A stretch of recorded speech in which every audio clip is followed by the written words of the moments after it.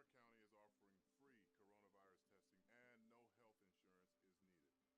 It costs you nothing to get tested. Visit hcflgov.net/staysafe for more information and have a reservation made today. Share this with a neighbor and let's come together as a community and keep fighting to get through this. Together, we will come back stronger. God bless.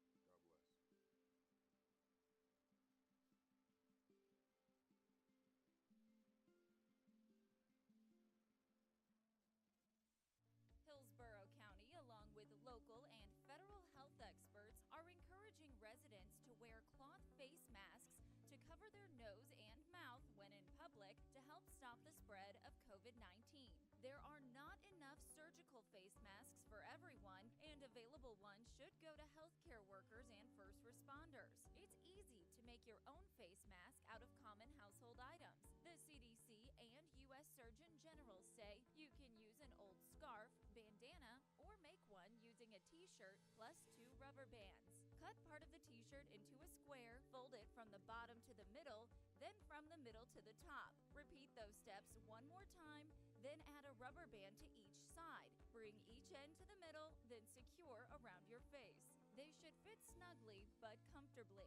Cloth face coverings should not be placed on children younger than 2 years of age or people who have trouble breathing. The CDC emphasizes that while wearing a face mask, you should still practice social distancing, stay 6 feet apart from others, and continue other preventative measures such as frequent hand washing. We encourage you to visit hcflgov.net/staysafe for up-to-date information. Flossing in the morning is a really great way to keep your teeth healthy and start the day. But when you're through, here's what you do. Throw it in the trash, don't flush it. There's a problem lots of people don't know. It's called sanitary sewer overflow. A condition buried deep in the ground, inside of pipes where bad clouds are found. It's a problem we can all help solve. So throw it in the trash, don't flush it. Baby wipes, bandages, cotton pads, paper towels, dental floss, clog up bad. Medicines, kitty litter, cotton swabs, hair. Throw them in the trash, don't flush it. It just takes a second to do the right thing. So toss it and let's keep our pipes clean. Throw it in the trash, don't flush it. If it's not toilet paper, don't flush it. Even if it says you can, don't flush it. If you're having any doubts, don't flush it. One more time, don't flush it. This is a battle we've never faced in my lifetime. I want to tell you about 416 of the most amazing people. Every day I get to see their skill, professionalism, and dedication. Their commitment to protect and improve the health of everyone in Hillsborough County. The last 2 months, they've been on the front line of a battle with a very dangerous enemy, COVID-19. And they've risen to the challenge in the most amazing, heroic way. Everyone has contributed, sacrificing their personal life, which they put on hold. They're making a difference for everyone they help, and every day I get stopped and told just how amazing they are. I'm proud and blessed to work with them, my second family. Is your local business or organization looking to give back to the community? Help keep our roads clean by joining the Adopt a Road program administered by Keep Tampa Bay Beautiful. Keeping our roads clean is a great way for team building as well as exposure for your business. Select the road your business wants to adopt and dispatch a team to remove litter and debris. Participants will receive 2 signs showing their organization's name as well as safety equipment and instructions for cleaning roads. You can help keep Tampa Bay beautiful by adopting your own road today. To learn more, visit hcflgov.net/cleanhc. So let's say that Tim here was returning to his vehicle only to find it missing. He may think it was either stolen or towed. Let's not worry too much, Tim. Hillsborough County wants you to know the rules and regulations should you find yourself stuck in this unfortunate situation. Here are a few rules and tips you should know. Rule number 1, permission to tow. Towing services need permission to tow from private property and must post signs with telephone numbers saying that the trespassing vehicles will be removed. If your vehicle is missing, look for a sign and call the number. Rule number 2, communication. As soon as your vehicle is delivered to the local towing facility, towing services must notify local law enforcement within a 30-minute time frame, and they must return calls from vehicle owners within 1 hour. Helpful tip number 1. Law enforcement can help motorists determine if their vehicle has been towed. If you don't see a posted sign, call the authorities on the non-emergency line. Rule number 3, retrieving your vehicle during a tow. Most people are unaware that you can still retrieve your vehicle while connected to the tow truck. For a drop fee of no more than half the towing rate, the tow truck operator must release the vehicle to its owner. When it comes to payment, tow truck drivers must accept the following: debit, cash, cashier's check, or money order. Rule number 4, personal property. If the owner is unable to pay the drop fee and their vehicle is in the hands of the towing company, owners still have the right to retrieve personal property from their vehicle. Helpful tip number 2. Having a registration and title in your name will make it easier to recover your vehicle. Tow companies will not hand over the vehicle if you are not the registered owner, unless you have an original notarized affidavit signed by the registered vehicle owner. Remember, Hillsborough County is here to help you. For complete detailed information on towing rules and regulations, please visit us at hcflgov.net/consumerprotection or give us a call at 813-635-8316. 20 seconds is all it takes for a toddler to drown. In less time than it takes to post on social media or change the laundry, a child can slip out a door and silently drown. Nearly all the children who drowned last year in the Tampa Bay area were last seen inside their home. Visit PreventNeedlessDeaths.com right now to learn more about simple steps you can take today to save a child's life.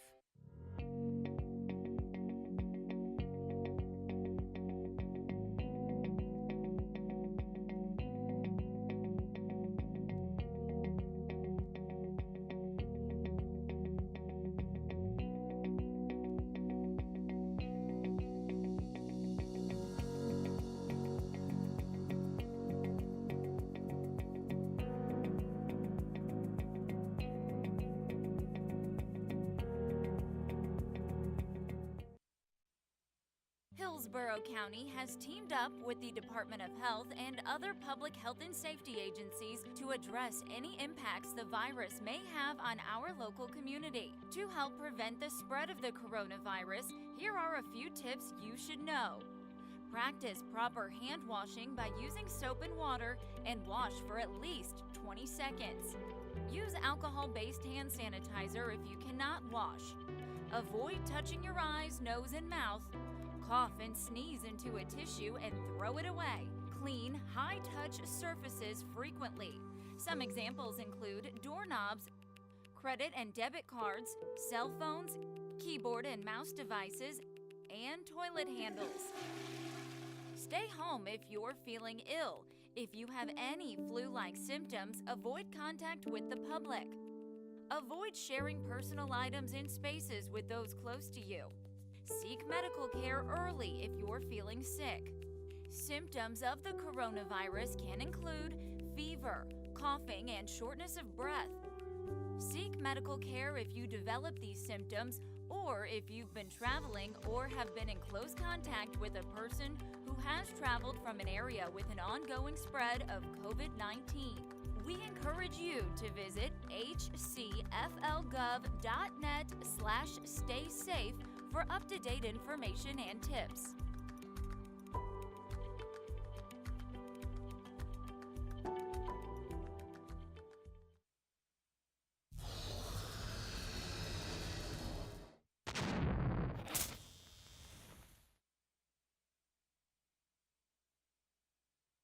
Hello, I'm WWE superstar Titus O'Neil, and today I'm coming to you as a neighbor. You owe it to yourself and those you love to get tested now. Get the care you need and protect your family. Hillsborough County is offering free coronavirus testing and no health insurance is needed. It costs you nothing to get tested. Visit hcflgov.net/staysafe for more information and have a reservation made today.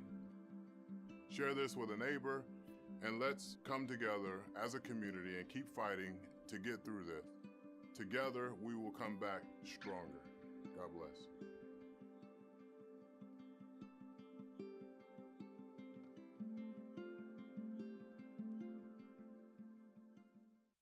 Hillsborough County, along with local and federal health experts, are encouraging residents to wear cloth face masks to cover their nose and mouth when in public to help stop the spread of COVID-19. There are not enough surgical face masks for everyone, and available ones should go to healthcare workers and first responders. It's easy to make your own face mask out of common household items. The CDC and U.S. Surgeon General say you can use an old scarf, bandana, or make one using a t-shirt plus 2 rubber bands. Cut part of the t-shirt into a square, fold it from the bottom to the middle, then from the middle to the top. Repeat those steps one more time, then add a rubber band to each side. Bring each end to the middle, then secure around your face. They should fit snugly but comfortably.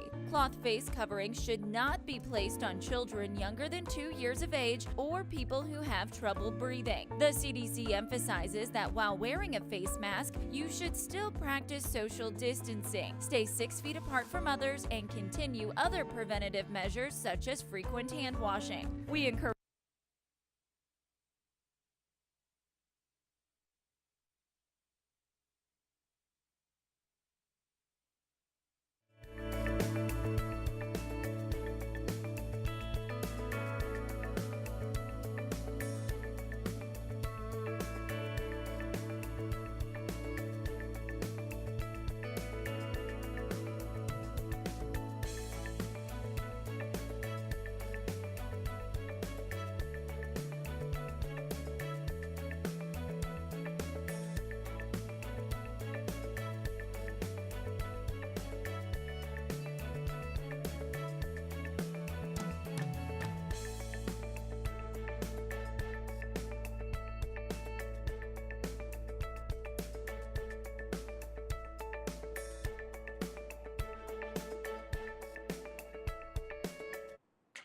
Good morning, everyone, and Happy New Year.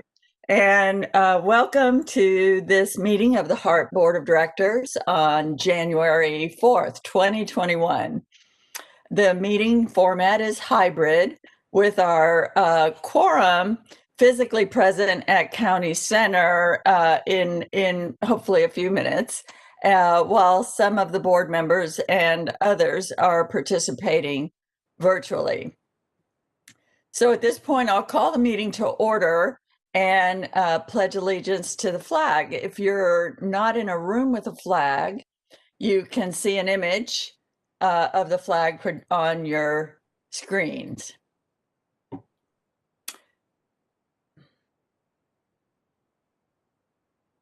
So, do we have the flag up? There we go. All right.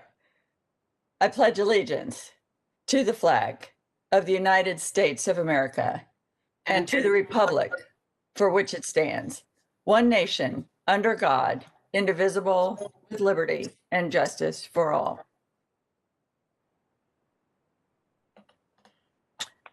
And so at this point, let's take attendance and see where we're at with the quorum. Ms. Arthur.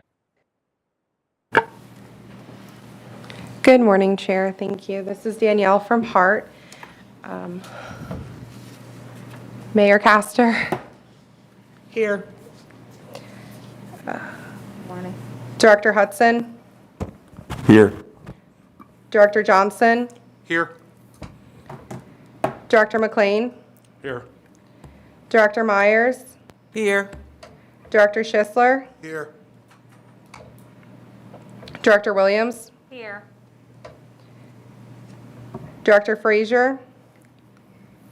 Director Kemp.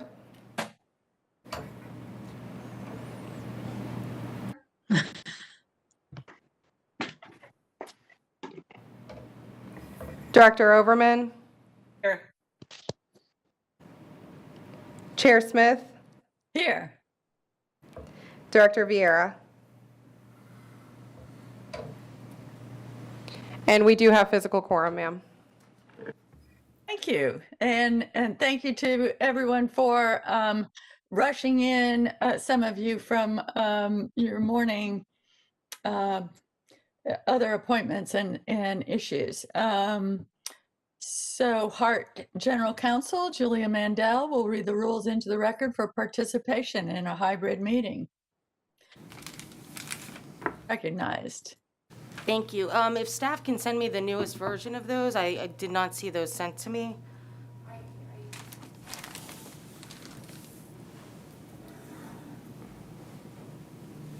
I apologize. Oh, can I be heard? Yes, you're heard. Okay.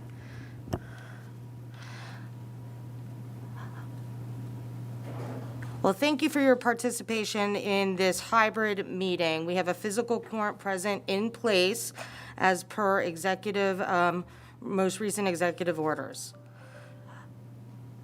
And I will pull up the remaining statement that I am to make. For those participating virtually, please keep your devices and phones muted when not speaking. Muting the sound and microphone on your device helps to avoid feedback. You may enable the video camera on your device, but please discontinue all personal conversations for the duration of the meeting. Note that the quality of your video will depend on your internet connection. Please follow along with a copy of the meeting agenda and materials sent via email. All presentations will be shared on screen while presented for meeting participants. Roll call has been taken for attendance and for voting and will be taken for voting by staff. Quorum and voting results will be announced. There will be an opportunity for members of the public who have pre-registered with HART staff to provide comments, although I understand nobody has registered to participate, and I'm not sure if there's anybody physically here to participate. I've read the rules of I will read the rules into the record on the public comment participation, but since we don't seem to have anybody, we could go ahead and skip that portion.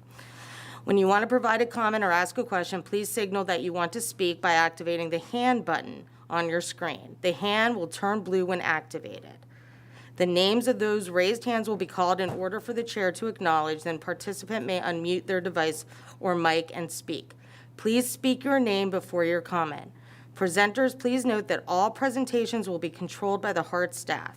Ensure that you state your name, title, and company organization for the record.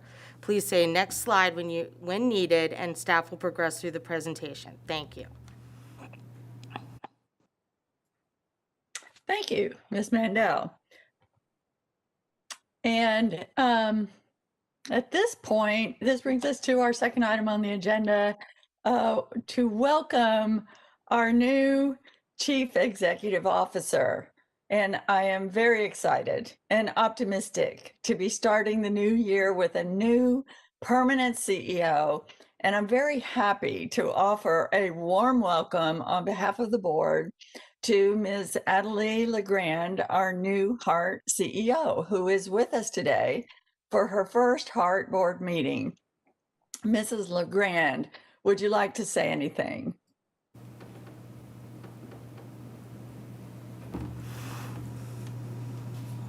I think she's.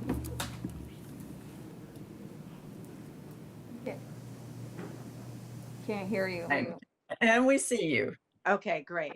I'm super excited to be starting the new year in this capacity. And I just wanted to take a moment to say how gracious the residents of the county of Hillsborough County have been. I've received so many kind notes from people I've never met, from people who are in city government.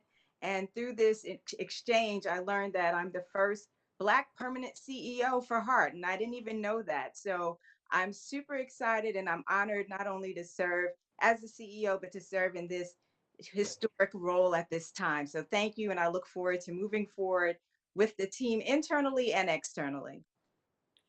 Thank you very much. We are all very excited. And I do see a hand from Mr. Christian Lamp. If you will take your hand, there we go. Okay.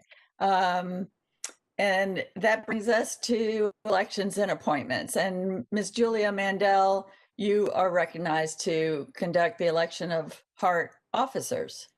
Yes, and again, good morning to everyone. I hope everyone had a good holiday. We will now call for nomination of officers for the HART Board of Directors. I do want to note that we need to have at least one county elected representative to fill HART Board officer positions, except, and that's the requirement. All other positions can be held by county or city representatives or other representatives, state of Florida representatives. But at least one of each officer needs to be from a county representative. With this information, I'll call for nominations. Commissioner Smith as chair. Support that effort. Are there any other nominations? Seeing that there's no other nominations on the floor, we'll go ahead and take a roll call vote.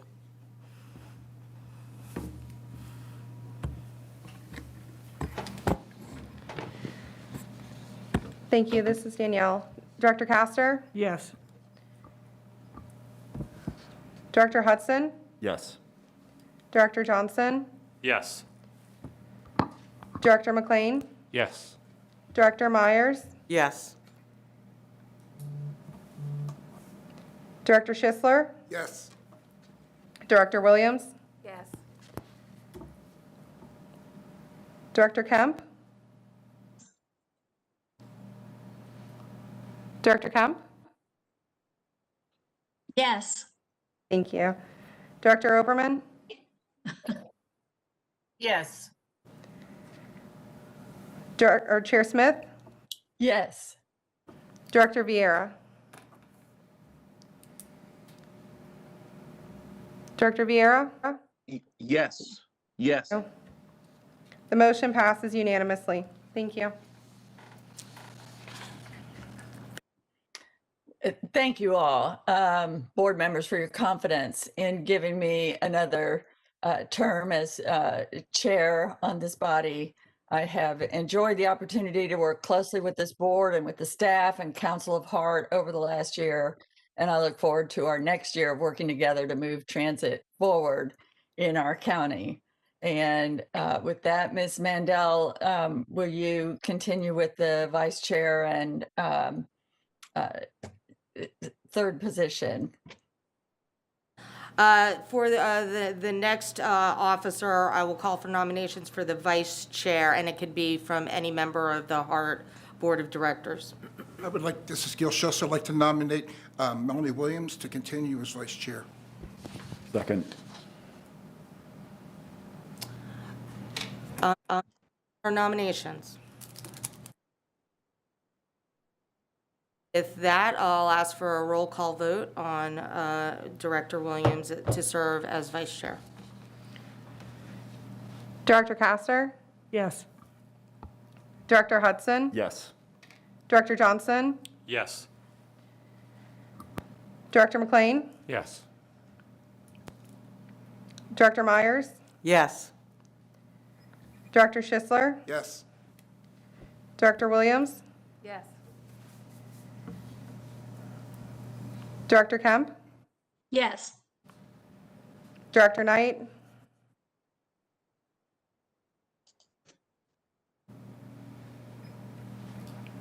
Director Oberman? Yes. Chair Smith? Yes. Director Vieira? Yes. The motion passes unanimously. Ms. Williams, congratulations, and look forward to working together with you again another term. Very wise choice, I think. Do you have a few words you'd like to say? Liked it again. I still have so much to learn, and I am learning, and I enjoyed the time that we spent together to help others. So thank you for the opportunity to represent as vice chair. Thank you. Thank you. So we have one more board position, Ms. Mandel. Now I'd like to call for nominations to serve as secretary of the Board of Directors. I'd like to nominate Director Schisler as secretary.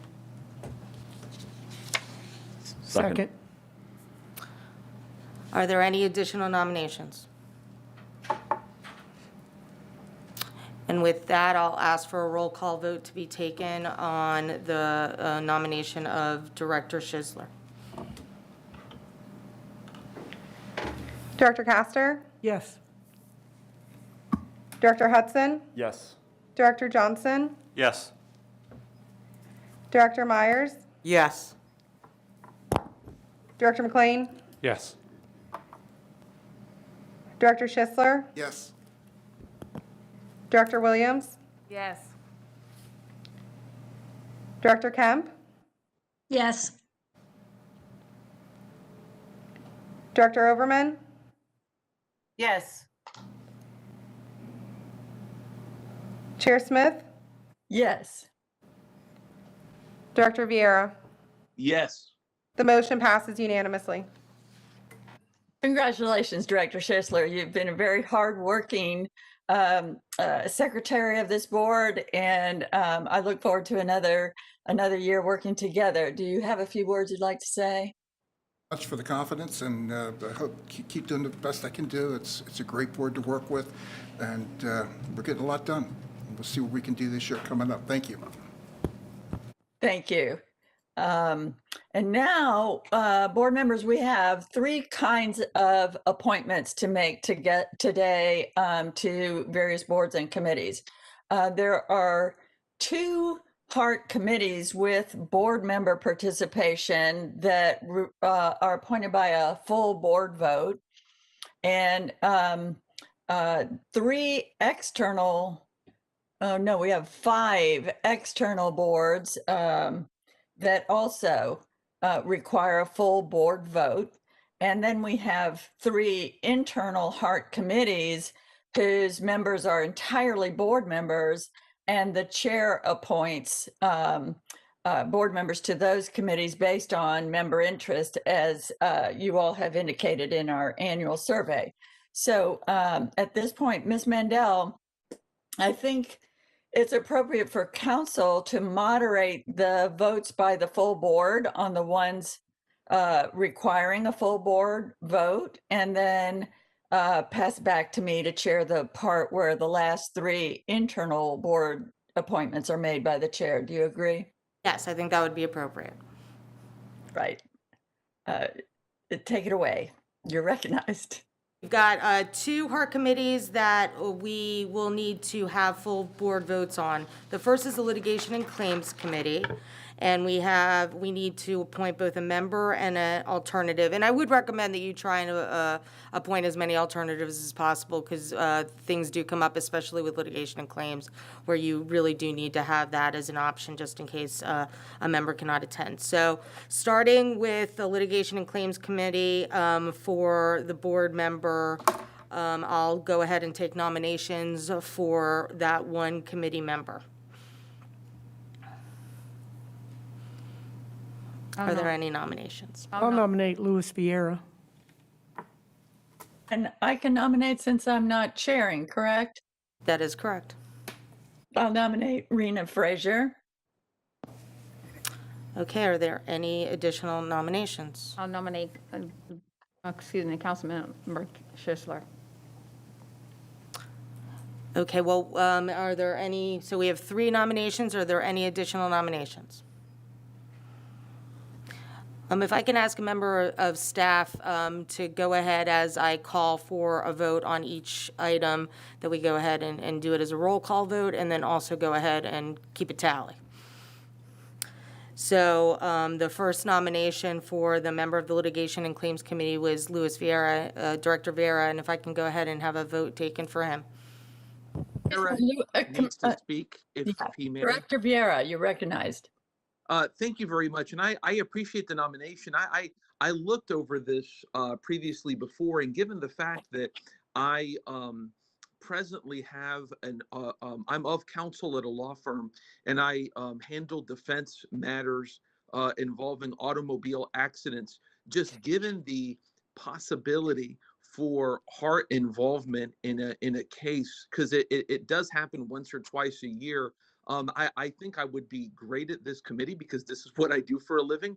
But just given the propensity of my being involved with attorneys who are involved in in HART matters so directly, I think that it would probably be better for me to not be on this board. I've given that some thought because it's something that I do for a living and I would love to do it, but just given the appearance of conflict directly, it would probably be best for me not to do it, in my opinion.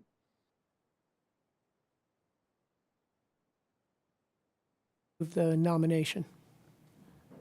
Hearing the nomination removed, and I will go ahead and have that nomination removed and move on to the next nomination, which is Rena Frazier.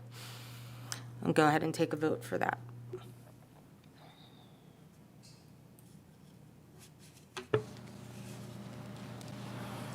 Director Castor, Yes. Director Hudson, Yes. Director Johnson, Yes. Director McLean, Yes. Director Myers, Yes. Director Schisler, Yes. Director Williams, Just to clarify, this is for Rena Frazier? No. This is, are we voting for Rena Frazier? Just to clarify, Ann Schisler? Ms. Andre? we are only voting for Director Frazier at this moment. Okay, yes. Was that a yes for Yes, Director It is Frazier? a yes for Rena Frazier. Thank you. Director Kemp, Yes. Director Overman, Yes. Chair Smith, Yes. Director Vieira. Yes.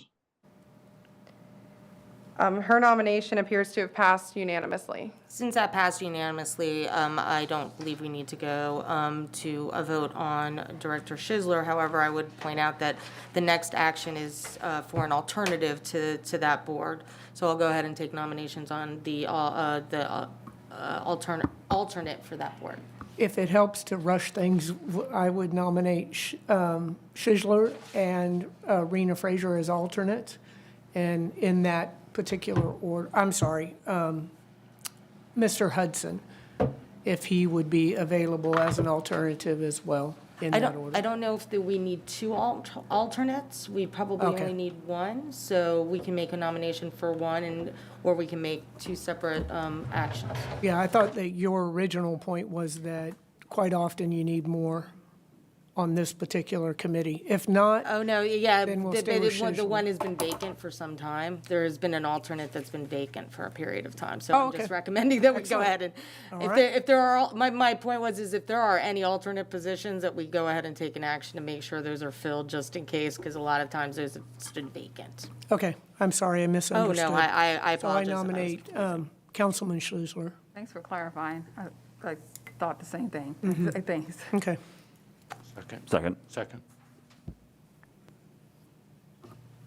If there's no other nominations, go ahead and take a vote on Director Schisler as the alternate for the Litigation and Claims Committee. Director Castor, Yes. Director Hudson, Yes.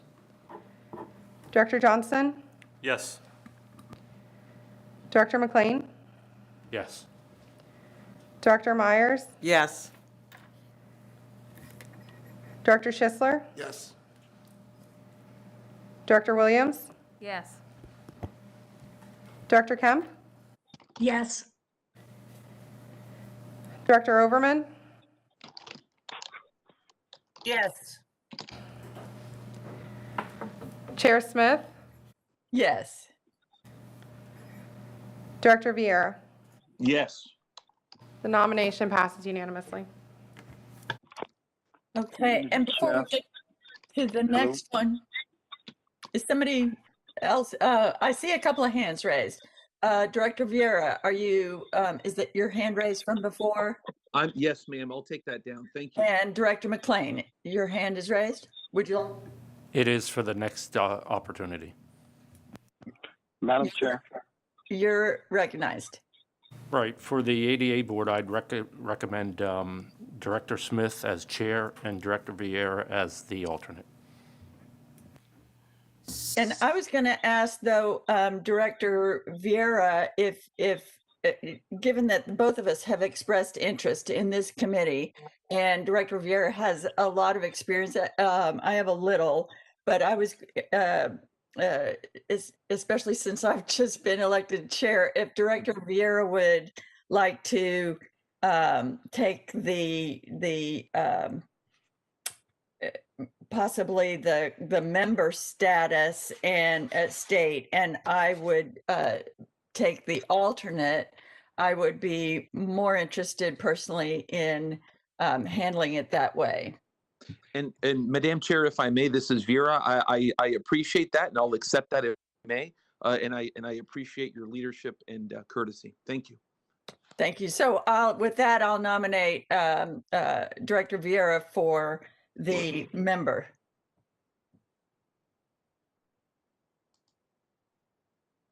And respectfully ask Director McLean to withdraw his nomination of myself for the member position. So what I hear, this is Julia Mandel, what I hear is that there's a nomination for Director Vieira as the member of the ADA Accessibility Committee with Director Smith, Chair Smith serving as the alternate, and that's the nomination that's out there. And we can go ahead and take them both at the same time unless anybody has any objection to that. And certainly if there's other nominations for either the member or an alternate for that committee, we can go ahead and take that at this time. Seeing no other nominations, why don't we just go ahead and take a vote on those as a slate, unless there's any objection to that.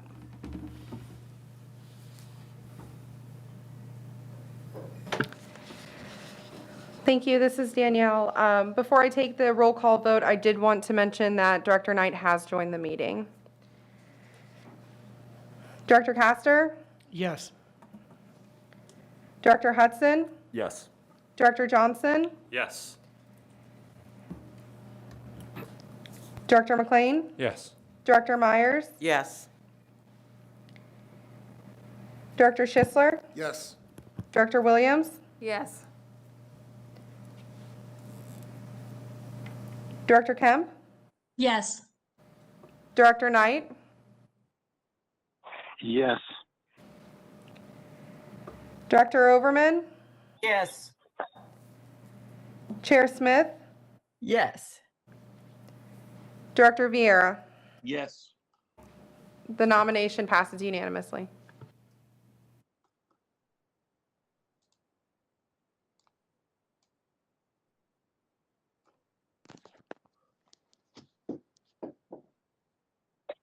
And Ms. Mandela, this brings us to the external board appointments, and you can just run through those.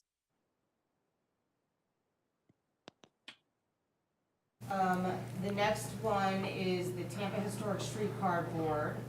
I would just ask staff, is there 3 members that need to be appointed to that board?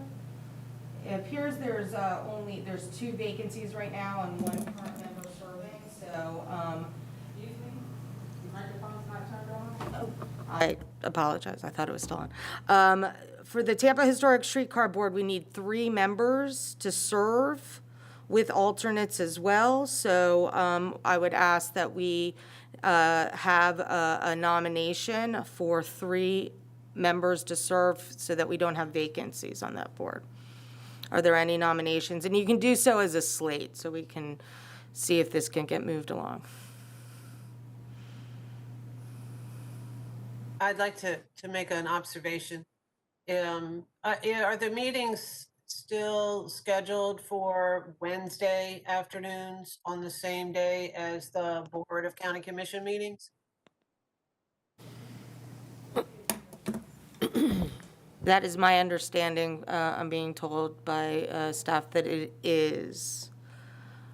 Part of the problem with having many of our directors actually on the Board of County Commission, it is difficult for us to serve in that particular board due to possibilities of wildly packed agendas at the Board of County Commission level. So I would encourage those that aren't on the Board of County Commission to volunteer for this very important board.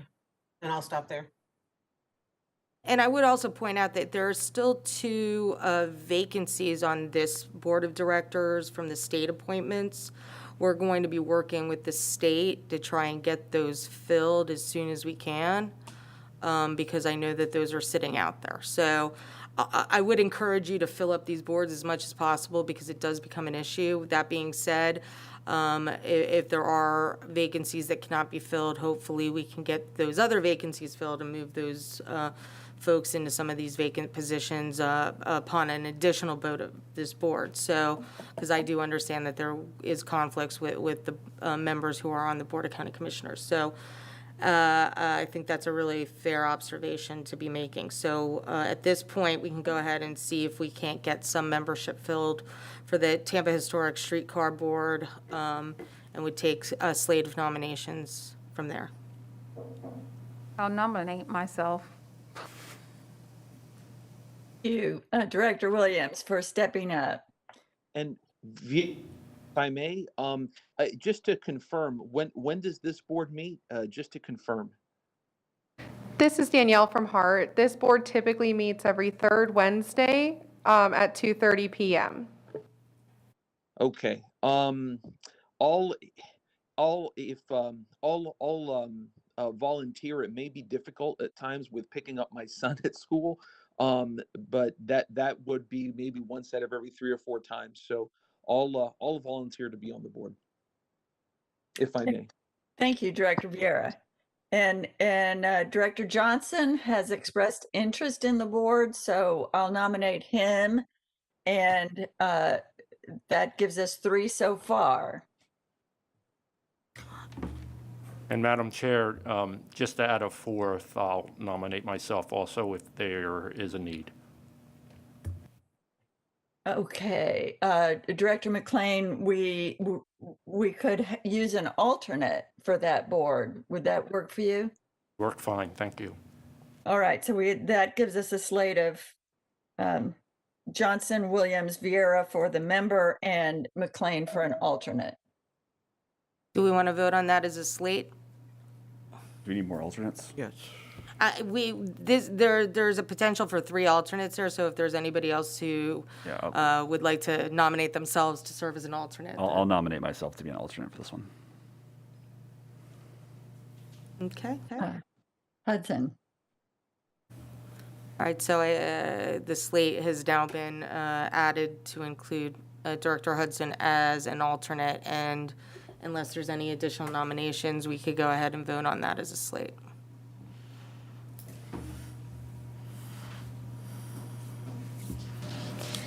Director Castor? Yes. Director Hudson? Yes. Director Johnson? Yes. Director McLean? Yes. Director Myers? Yes. Director Schisler? Yes.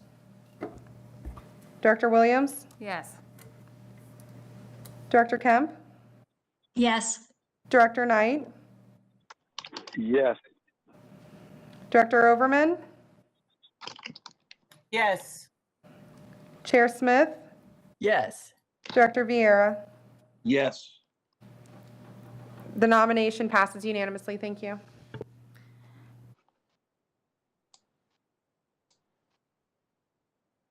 Commissioner Smith? Yes, Director Kemp, I'm sorry, did I miss your hand up from before? You're recognized. Yes, and you were just muted. But I just would like to say, in regards to this, there's been a number of boards that even require a county commissioner or have it in their bylaws or whatever to have a county commissioner on their board that are scheduling meetings, their regular meetings during commission day, which is, for everyone's knowledge, twice a month on Wednesdays. I believe the second or the first and third Wednesdays. And I just wonder if we could, I mean, I know they'll hear about this discussion, but it seems like we should formally notify them of that. Should they ever want to have a commissioner on, as part of their board, it just precludes participation in any, serious way. So I think it might be good to formally. I don't know if I need to make a motion or to just write a short letter noting that to them. And, because I think sometimes these boards don't recognize or know even, it's just historically or for whatever reason been true. So I guess I'll make a motion that the board chair just give short notice to that board and they can deal with it as they may, but they might want to reconsider their meeting. Need board direction for that, or if that's something that staff and I can just handle to take a run through of these committees and boards, external boards, and see if they need a commissioner. Of course, if they do, like say the MPO, then the county commission does appoint their own representative. In our case, in that case, several. So we'll take a look at that. I don't think we need a board action on that. I think staff and I can take a look at that. Good idea. Because I've run into that, I know, on other boards in other areas as well. Commissioner, if I may, staff will also look at the bylaws for THS. They may have a specific date there, but we'll confirm one way or another and certainly make that recommendation to President English. Thank you. And Commissioner Overman, you're recognized. Thank you. And thank you for bringing this conversation up, because it is, I actually really wanted to be on the streetcar board, but it's just not practical. Even as an alternate, I was not able to attend that meeting just because of board responsibilities.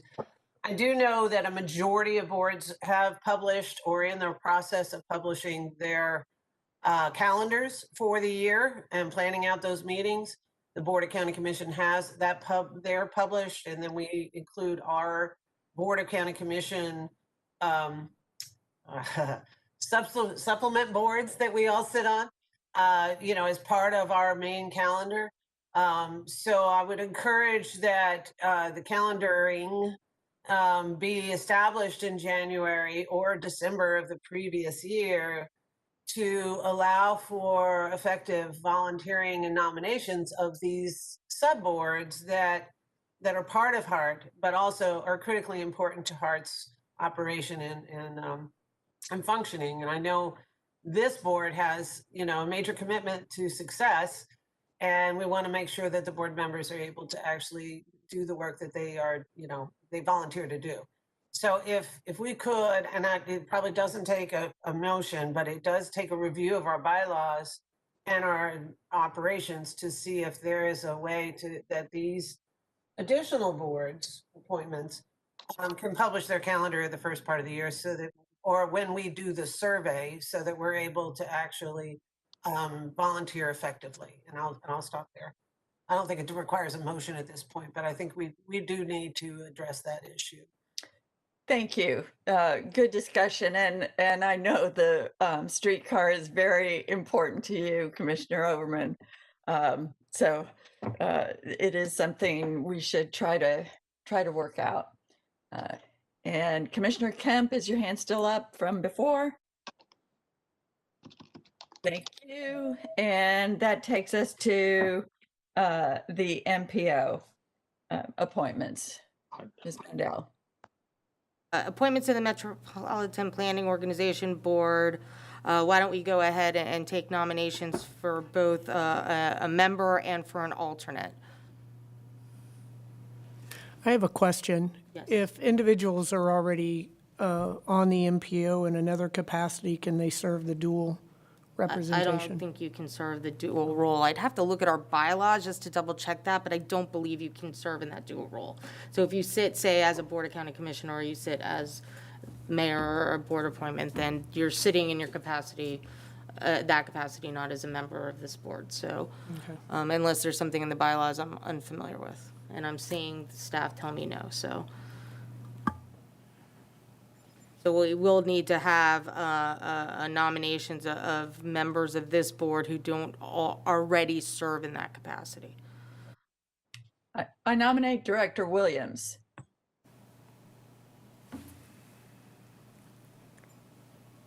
Are there any additional? I'll second that. And Madam Chair, if you're okay, I just wanted to real quickly, if I wanted, obviously we weren't able to talk about this at a time, and I put my interest down for both this and the and T-BARTA. If Ms. Williams is still interested, I certainly am not going to get in the way of that. And if it would be all right, I would like to try and maybe jump into that alternate role if that would be amenable to Ms. Williams. Yes. I'd like to nominate Rena Fraser. Is that for the member or for the alternate? For the member, if she's interested. Commissioner Overman, she did not indicate interest in that committee on the form. Right. I do understand that, but I also understand being new. So just in case it was something she was interested in, I'd love to get her input there. Yep. I agree. She'd be excellent on that committee. She's not here. My apologies. Okay. Then I'll withdraw the nomination at this point.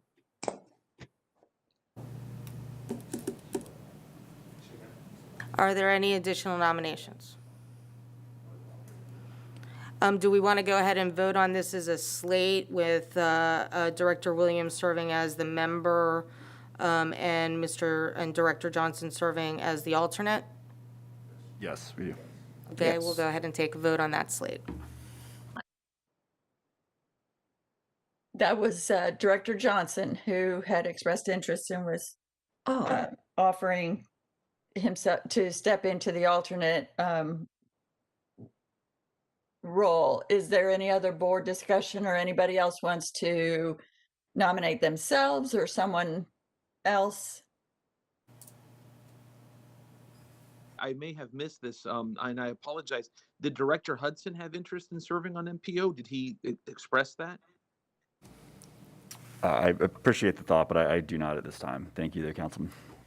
Just okay. I heard your name. I just wanted to make sure. Thank you, Chair. Thank you, Chair. Mm-hmm.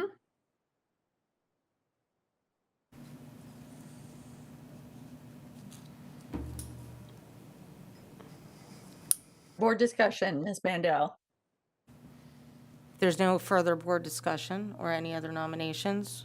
Why don't we go ahead and ask staff to take a roll call vote on the slate as discussed. Dr. Castor, Yes. Dr. Hudson, Yes. Dr. Johnson, Yes. Dr. McLean, Yes. Dr. Myers, Yes. Director Schisler, Yes. Director Williams, Yes.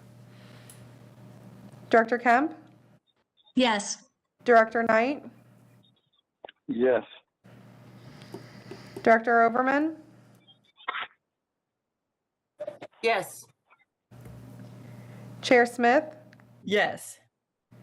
Director Vieira. Yes. Motion passes unanimously. Thank you. Commissioner Smith. Yes, Commissioner Kent. And I just like to thank the mayor for asking that question. I think it's a good question. And structurally, people don't understand a lot of how these boards work, but it's probably something more done from the MPO side than from the HART side in terms of this, because I think it's an MPO rule now, but or bylaws or requirement. But there are 4 HART board members. Every one of the HART board members that are county commissioners are also on the MPO board. So to require yet another, and this is nothing to do with the representatives we have, but in terms of the position from the MPO board side, and we've started this conversation from the MPO board side, so I'd like to, I guess the HART board could be aware of this too. That in my mind, it makes more sense, and this is repeatedly with several organizations.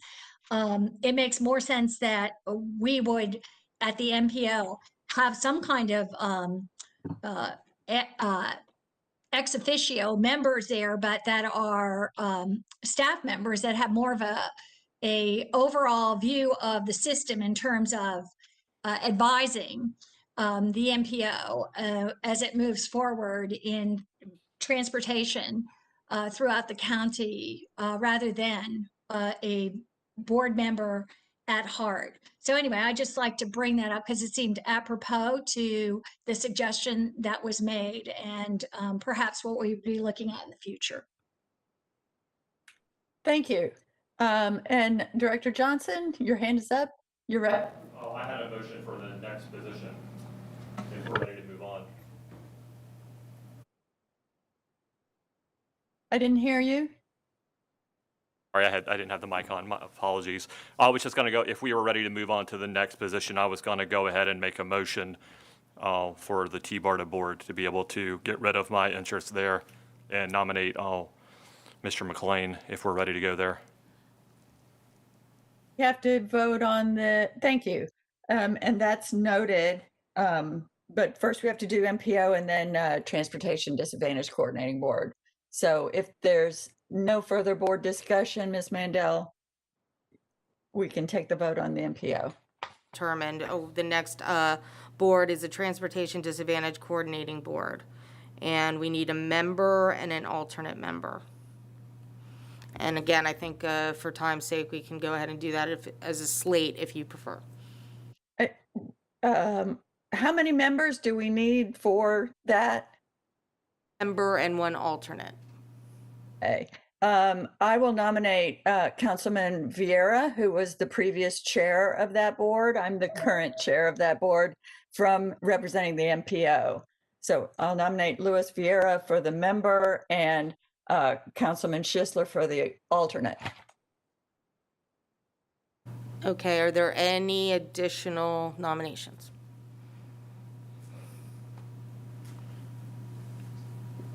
Not seeing any additional nominations, we could go ahead and take a vote, a roll call vote on that slate.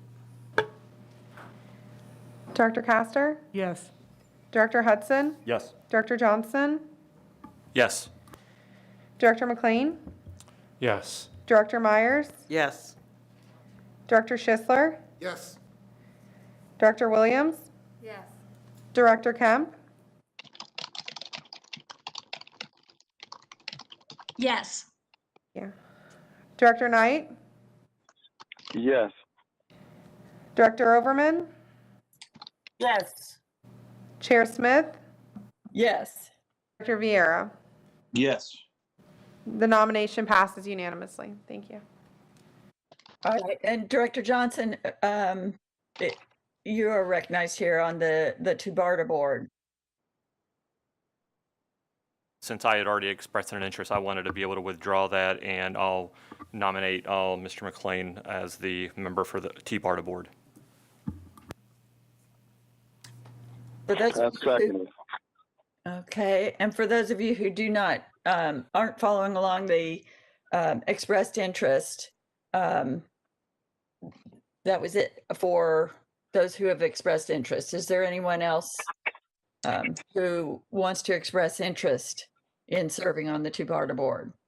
I would like to nominate Commissioner Overman, but I don't know if she's interested. Commissioner Overman? I do. When do they meet? Do we have that information? Mondays. Usually Mondays, 9 o'clock. Friday morning. Friday mornings, Friday mornings. Friday mornings. First, second, third, or fourth week? It's been varied. We've been trying to like cut back the number of meetings, but they haven't done it. But it's changed from time to time. I could not really. Let's see here. I mean, Sorry. I have an interest. My concern is conflict. So as long as there's a sufficient, I don't see an alternate on this particular board. listed as available, and that's my only concern, is since we do. not Okay, have they met on November on the third Friday and October on the third Friday. So I guess it's been the third Fridays. It seems to me like it has changed at times. Yeah, September they met on the fourth Friday.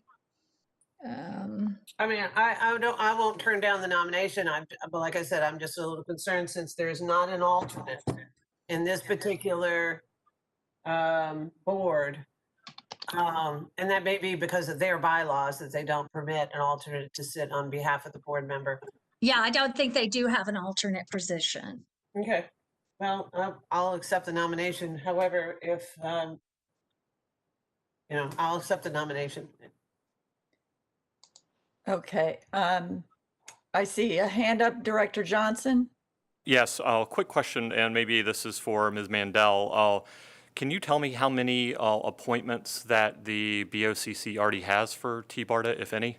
I don't have that information in front of me. We'd have to look at it. I don't know if anybody from the Board of County Commissioner side would be able to get that more readily available. Otherwise, we'd have to look it up, but I'm not really sure how they're formulated. Madam Chair, and I think that both would be a great person to be able to have on the board. I just thought that maybe if, with everything that the BOCC has going on, as Commissioner Kemp had highlighted, if it might be better for us to be able to have a person, who is going to be a direct HART appointment, who is going to possibly have that ability to be able to serve. And I think that Mr.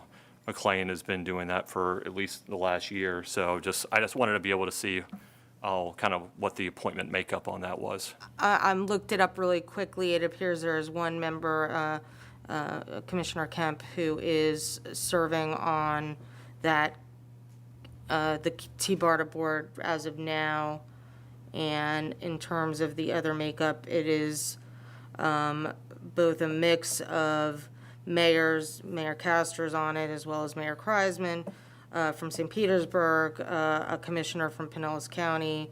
There's several gubernatorial appointments, both an appointment from Pinellas Suncoast Transit Authority and from HART, and commissioner from Hernando County and Pasco County. And that's just a very quick rundown as I'm looking at it. Thank you, Ms. Mandel. And I forgot Manatee County. Manatee County also has one of its commissioners on that board. So it's a makeup of commissioners, mayors, gubernatorial appointments, and both transit agencies within the region. Thank you. And I keep hearing somebody typing. So if you're typing or if you're not speaking, please mute your phone or your device. Commissioner Kemp, you're recognized. Thank you. As the T-BARTA board member on the county commission, I'd like to say there's just one appointment that must be a commissioner from the participating commissions and the mayors of St. Petersburg and, as was said, but St. Petersburg and Tampa. And other than that, there are the only other appointments are from the two transit agencies, and then the rest are gubernatorial, as was said. So in other words, there's not really opportunities for, community participation, except if they happen to be a member of one of the transit agencies or are appointed by the governor. Thank you. And Director McLean, may I ask you a question? Are you a resident of Hillsborough County at this point? I am not. I'm a resident of Manatee County. However, I am a gubernatorial appointee to the HART board. Right. And so that's how you're appointed from another county. But respectfully, I will be supporting Commissioner Overman's appointment to the T-BARTA board from this HART Hillsborough County Transit Agency, because I think it's important to get to have HART represented by a Hillsborough resident of our board. And seeing no further discussion, Commissioner Kemp, is your hand still raised? Okay. Seeing no further discussion, we can proceed. So at this point, we have two nominations. One is Director McLean and one is Commissioner Overman. So why don't we go ahead and take a roll call vote, starting with Commissioner McLean. I'm sorry, with Director McLean. Director Castor? As a member of TBARDA, Director McLean's done an excellent job. I say yes. Director Hudson? Yes. Director Johnson? Yes. Director McLean? Yes. Director Myers? Yes. Director Schisler? Yes. Director Williams? Yes. Director Kemp? No. Director Knight? Yes. Director Overman?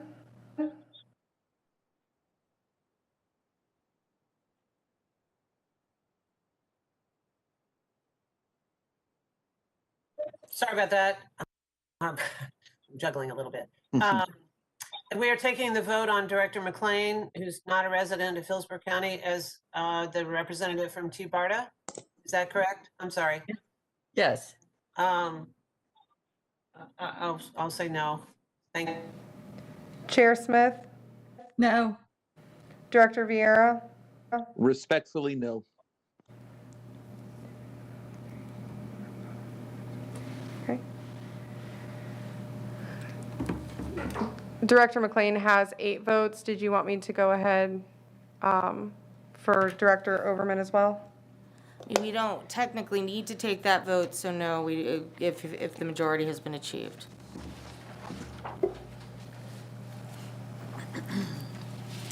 And that leaves us with one more, the Affordable Housing Advisory Board alternate, because we already have an Affordable Housing Advisory Board member. We have 2 people that have expressed interest, Commissioner Gwen Myers and Mayor Jane Castor. I'm going to Nominate Director Myers.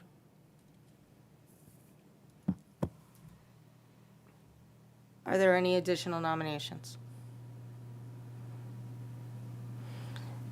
Seeing no additional nominations, we'll go ahead and take a roll call vote on Commissioner Myers serving in the capacity of alternate on the Affordable Housing Advisory Board.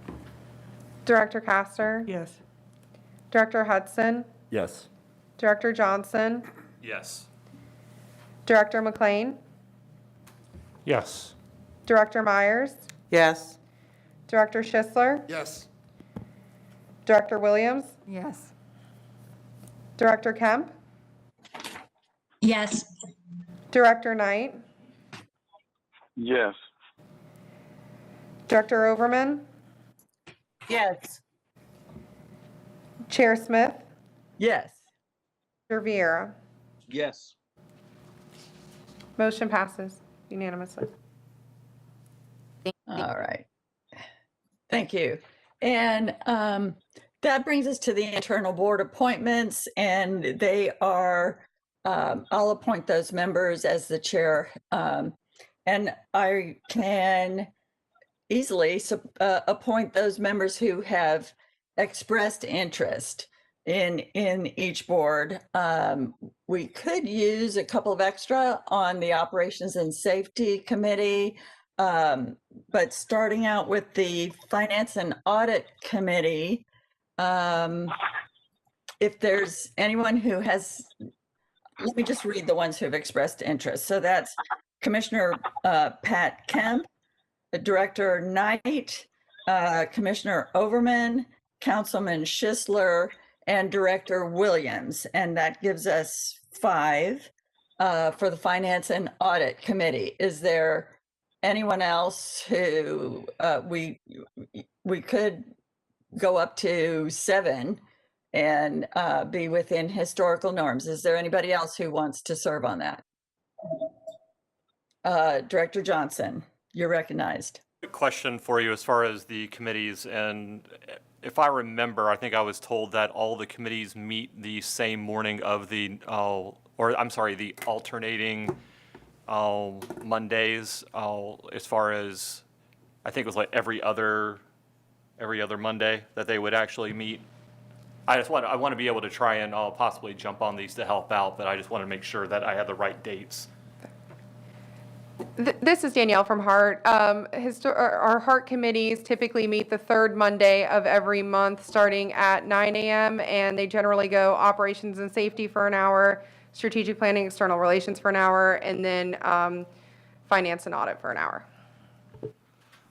Okay, I was already going to go ahead and try and I'll do the External Affairs Committee, seeing that's what I do for a living. But Madam Chair, if there is a committee that you would like me to jump on, I'll be glad to be able to try and help out on one of those, depending on what the interest of the board is. You can slate me in for either one. Thank you. I'll leave this one with an odd number, which is something we try to lean towards. So the Finance and Audit Committee will be, as I read out the list of those who had expressed interest, and we'll close that and leave you, Director Johnson, on the next, sign you up for the next two. The next one is Strategic Planning and External Affairs Committee. And the people who have expressed interest there are Director Frazier, Director Hudson, Director Johnson, Commissioner Kemp, Commissioner Overman, and Councilman Schisler. So that's 6. Commissioner Overman, you're recognized.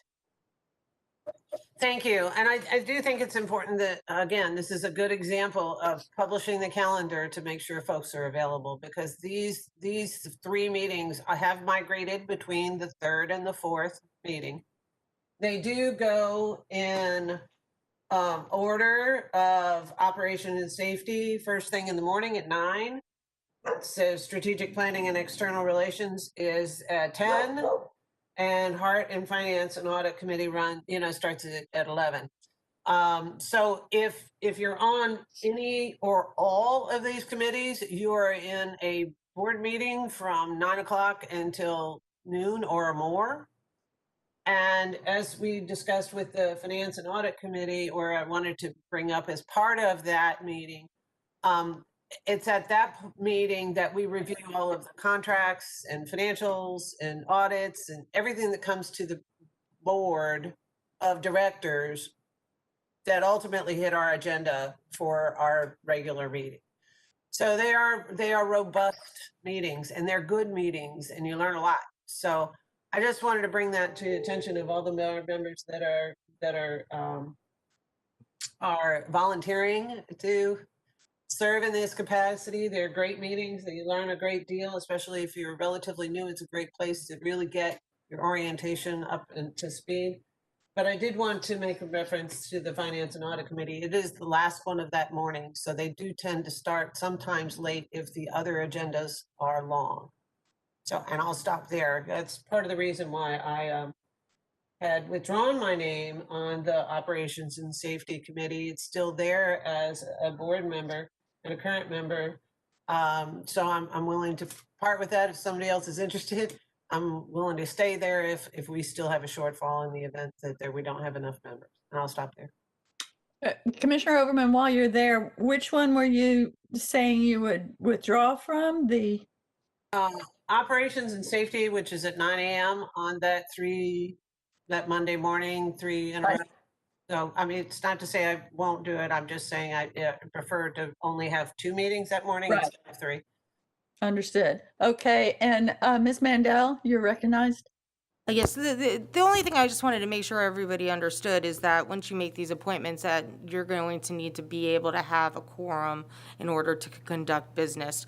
Typically, the committees all have 7 members, so we know we can at least have 4 to have a quorum, and also because of the requirements for those quorum members to be physically present, we just need to make sure that whatever the appointments are, that there's enough appointments that we can get the quorum and that we can move forward on business. That has been an issue, especially in this new world that we live in, and it's something that we need to make sure that we can accomplish. Johnson, you're recognized. I apologize. I had my hand up. Sorry. So we Madam Chair. yes. Yes, I'd like to recognize Director Knight. Is there a possibility, being that the audit and finance is, pretty long, about possibly moving one to a different date? Different day, and have two meetings on one day, and maybe the auditing a different day, or instead of all three of them? They do run over and other obligations.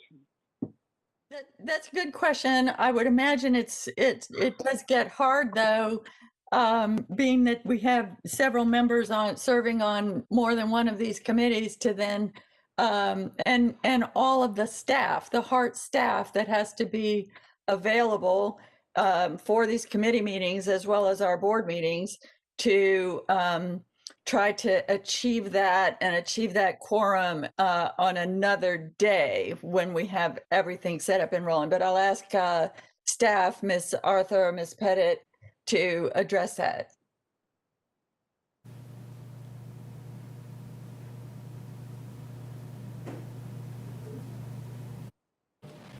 Yes, Madam Chair. We have just found it historically more effective to have all of the board members be there all at one time instead of taking, different chunks of time out of different days, as a lot of the board members have other commitments in other areas throughout the community. So we have found it more effective to have the three committees on the same day. But we can revisit that if the board wishes. And Director Knight, you can possibly revisit that within your committees. If all the committee members would like to move the meeting date and the staff is available, that can be arranged at the committee level, I think. Yeah, thank you. And the reason I'm just saying, with other jobs, the obligation from 9, and then that last one, the auditing and finance, and then trying to stay in line with the quorum. In the meeting running late, you can try to work it out, put more emphasis on that timeline, because from 9 to that 1, would like to do both, but then you got a meeting in the middle. Like, for example, what I'm volunteering for is the first one and the third one, and the second and in between, but also with Tampa Electric, with the obligation, and everybody else the same way, but would love to make sure that there's a quorum and then be effective in the meeting. Thank you, Director Knight. Director McLean. Thank you, Madam Chair. I'd like to express interest for both the Strategic Planning and External Affairs Committee. I believe that will bring you to 7. And the Operations and Safety Committee, that will bring you to 4 on that. In addition, I'd like to side with the thought that we continue to hold these meetings 3 in a row. I do believe it is more effective that way. I believe you can schedule it from just a scheduling standpoint for me, and I would imagine for some of the board members. Having them all done in one day is better than spreading them out over the week. So that's where I stand with that. Thank you. McLean, so I heard you to add your name to those expressing interest for Strategic Planning and External Affairs Committee, as well as Operations and Safety.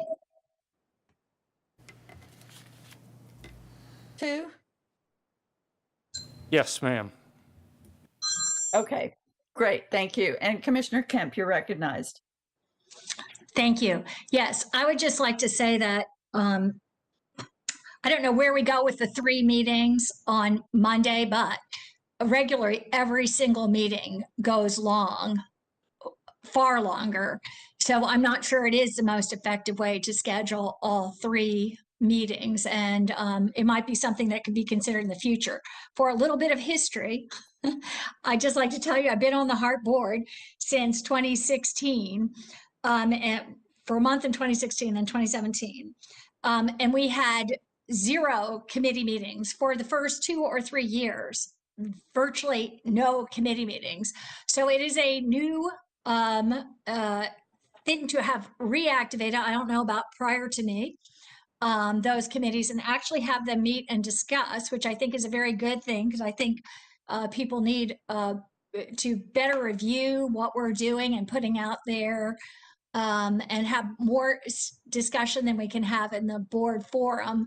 But I do think that there is that it is not necessarily I'm not sure where we go, but I just like to put that out for people that aren't at those meetings or don't understand. I think sometimes the discussion is too compressed and too difficult to do all 3 meetings. And I've, like, in the last 4 or 5 months, and maybe it's the circumstances we're in now, I barely ever seen any meeting end in 1 hour of any of the committees. Thank you. And the Operations and Safety Committee is brand spanking new, because I was appointed to that when it was first created by our last CEO, Mr. Limmer, and our former board chair. So yes, this is kind of new. But I will stick with saying let's sort that out at the committee level. Once these committees are set, you all meet, you all decide what works for you best with staff. And if you would like to arrange a different date based on the committee members' participations and schedules, you can do it at that level. I think that would be the best way to go, rather than having the board decide here. Director McLean, your hand is up.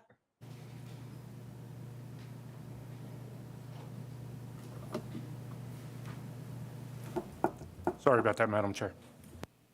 Okay, so that brings the Strategic Planning and External Affairs Committee to 7. Director Frazier, Director Hudson, Director Johnson, Commissioner Kemp, Commissioner Overman, Councilman Schisler, and Director McLean. And the final committee, Operations and Safety, we've had a couple extra volunteers, but we still have room for more if anybody. Director Williams, did you have something to say before we move to Operations and Safety? You're recognized. Good, Chair Smith. I just wanted to acknowledge that I realize the meetings have gone longer, and I think it starts with Operations and Safety. So if I'm appointed to be on that board again, I have met with staff and we're reevaluating the number of items that are on the list, and to ensure that we can have a good, healthy conversation, but we also understand that there are other meetings behind us. So I think that meeting is what really ensures that we're going to stay on track. And so that's an opportunity we've discussed and we've committed to going forward.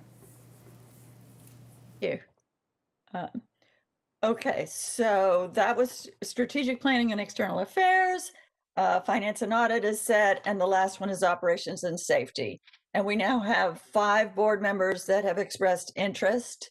Is there anyone else who wants to participate in Operations and Safety who has not? And I know Director Knight, I got a message that you have added your name to that. Thank you. So that makes it for Operations and Safety, Commissioner Kemp, Councilman Schisler, Director Williams, Director Knight, and Director McLean. So we have 5 for Operations and Safety. And that settles those appointments. Phew. That was a lot of good work, board members. Our next agenda item is the approval of the minutes for the December 7th, 2020 regular Board of Directors meeting minutes. Is there a motion to approve? To approve. And a second? Second. Motion by Commissioner Overman, seconded by Commissioner Kemp. Seeing no discussion, Ms. Arthur, please take a roll call vote. Director Castor, Yes. Director Hudson, Yes. Director Johnson, Yes. Director McLean, Yes. Director Myers, Yes. Director Schisler, Yes. Director Williams, Yes. Director Kemp, Yes. Director Knight, Yes. Director Overman, Yes. Chair Smith, Yes. Director Vieira. Yes. Motion passes unanimously. Thank you. Public comment.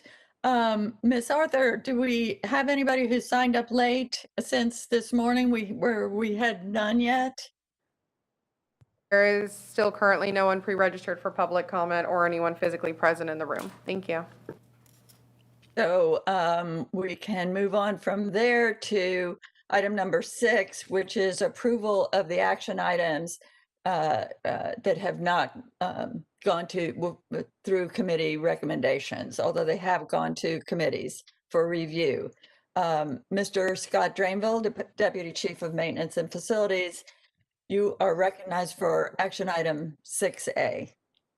Good morning, Madam Chair, board members, and Happy New Year. Happy New Year. Scott Drainville, Deputy Chief of Maintenance and Facilities for HART. So today we're asking the board to approve Resolution R 2021-01-01, authorizing the interim chief executive officer to purchase up to 11 Chevrolet 4500 cutaway type vans with mobility lifts in the amount not to exceed $915,005. To give a brief summary, this request is fully funded. It's comprised of $594,005, and that's the remaining balance of the capital funds allocated from the 43 vans that were ordered in FY20, including the $250,000 budgeted from the county, combined with $321,000 from an FTA 5310 grant that was awarded last month, for a total of $915,005. These 11 vans will be replacing vans that have met their useful life. And with that, I'll be happy to answer any questions.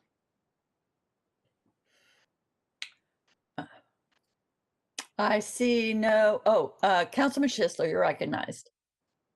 Move to approve resolution to 2021-01-01. Second.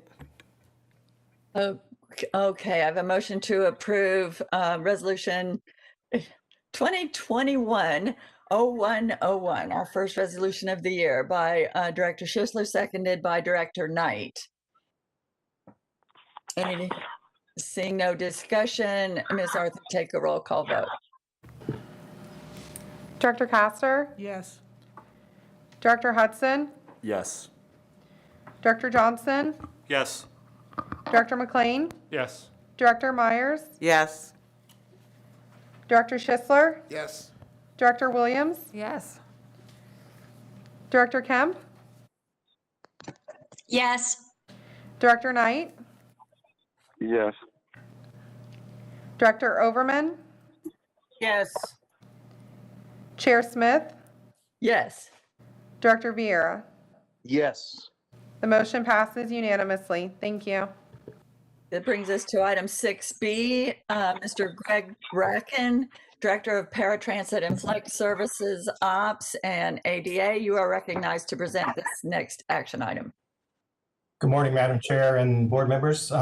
This is like a continuation of Mr. Drainville's conversation. We recently just were awarded 5310 money, which went toward the purchase of that van that you just approved. But our action item today is to go forward with our request for FY 2020 authorization to sign and submit for the state FY 2020 grant application and supporting documents for the Florida Department of Transportation, funding under the Federal Transit Administration Section 5310 for operating funds for HART Plus Taxi Voucher Program and capital funds to purchase the paratransit vehicles and to accept the grant award. HART is requesting the grant funding in an amount of $500,000 support the continued operation of the HART Plus Voucher Program in FY22. If this project is selected for funding, funds would become available October 1st of 2021 for operating projects. FDOT would provide 50% or $500,000, and HART would be required to provide 50% match of an additional $500,000.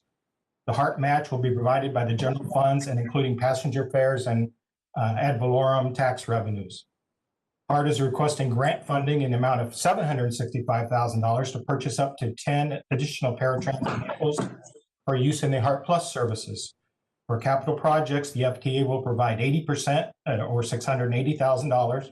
FDOT would provide 10%, $85,000, and HART is also required to provide $85,000.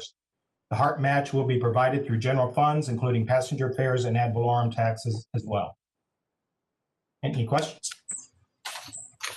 Councilman Schisler, you're recognized. Thank you, Madam Chair. These items had been discussed in previous meetings, and I move to approve Resolution 2021-01-02. Second. I have a motion to approve by Councilman Schisler, second by Commissioner Overman. Director McLean, you're recognized. I was just seconding. Go ahead and take a roll call vote, Ms. Arthur. Director Castor? Yes. Director Hudson? Yes. Director Johnson? Yes. Director McLean? Yes. Director Myers? Yes. Director Schisler? Yes. Director Williams? Yes. Director Kemp? Yes. Director Knight? Yes. Director Overman? Yes. Chair Smith? Yes. Director Vieira? Yes. The motion passes unanimously. Thank you. Thank you. Item 6C, Ms. Jacqueline Haldo, Chief of Marketing and Communications. You are recognized to present action item C.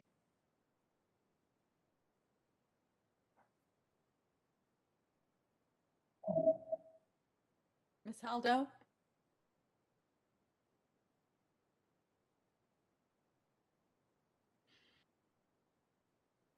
So is she available? Director Smith, I don't see her in the queue. I'm sorry? Chairman Smith, this is Director of Procurement John Edmondson. If Ms. Haldo is not available to speak on this contract, I can inform the board. Great, you're recognized, Mr. Edmondson. Thank you, ma'am.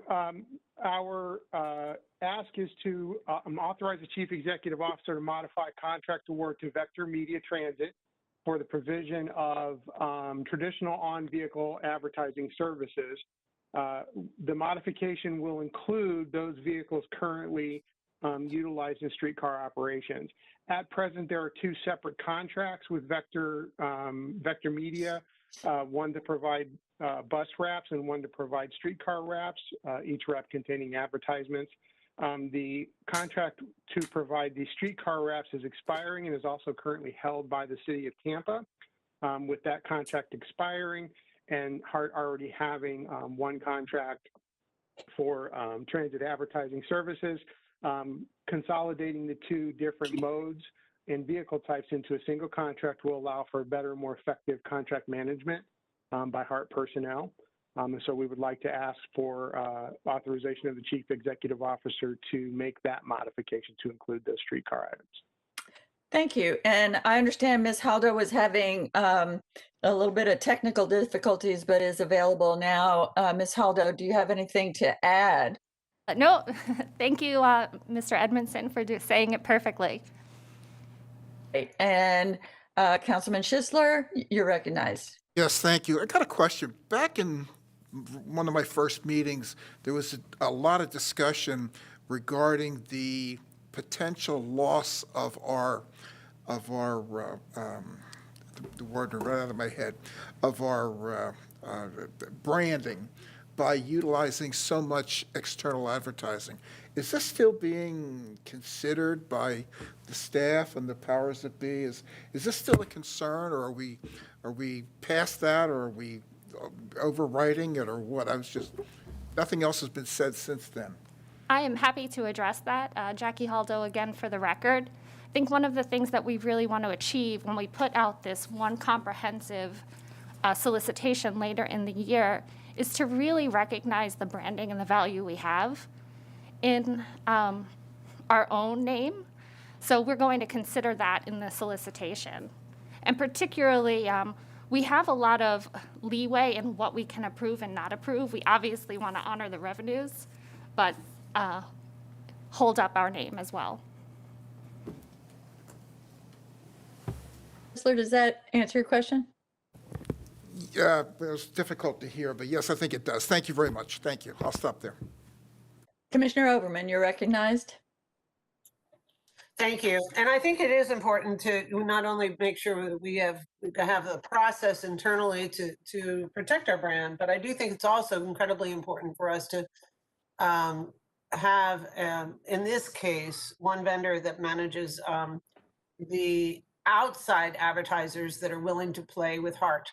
As one who has worked on, which is under the agenda, the human trafficking, working with HART and working with our advertising partners, gives us an opportunity to focus on how we can best market not only HART services, but the partnerships that we have with outside entities, agencies, and corporations that are willing to support transit as a mode of transportation, as well as the revenue that comes back to HART as a consequence of those relationships. So I will support this motion, this resolution.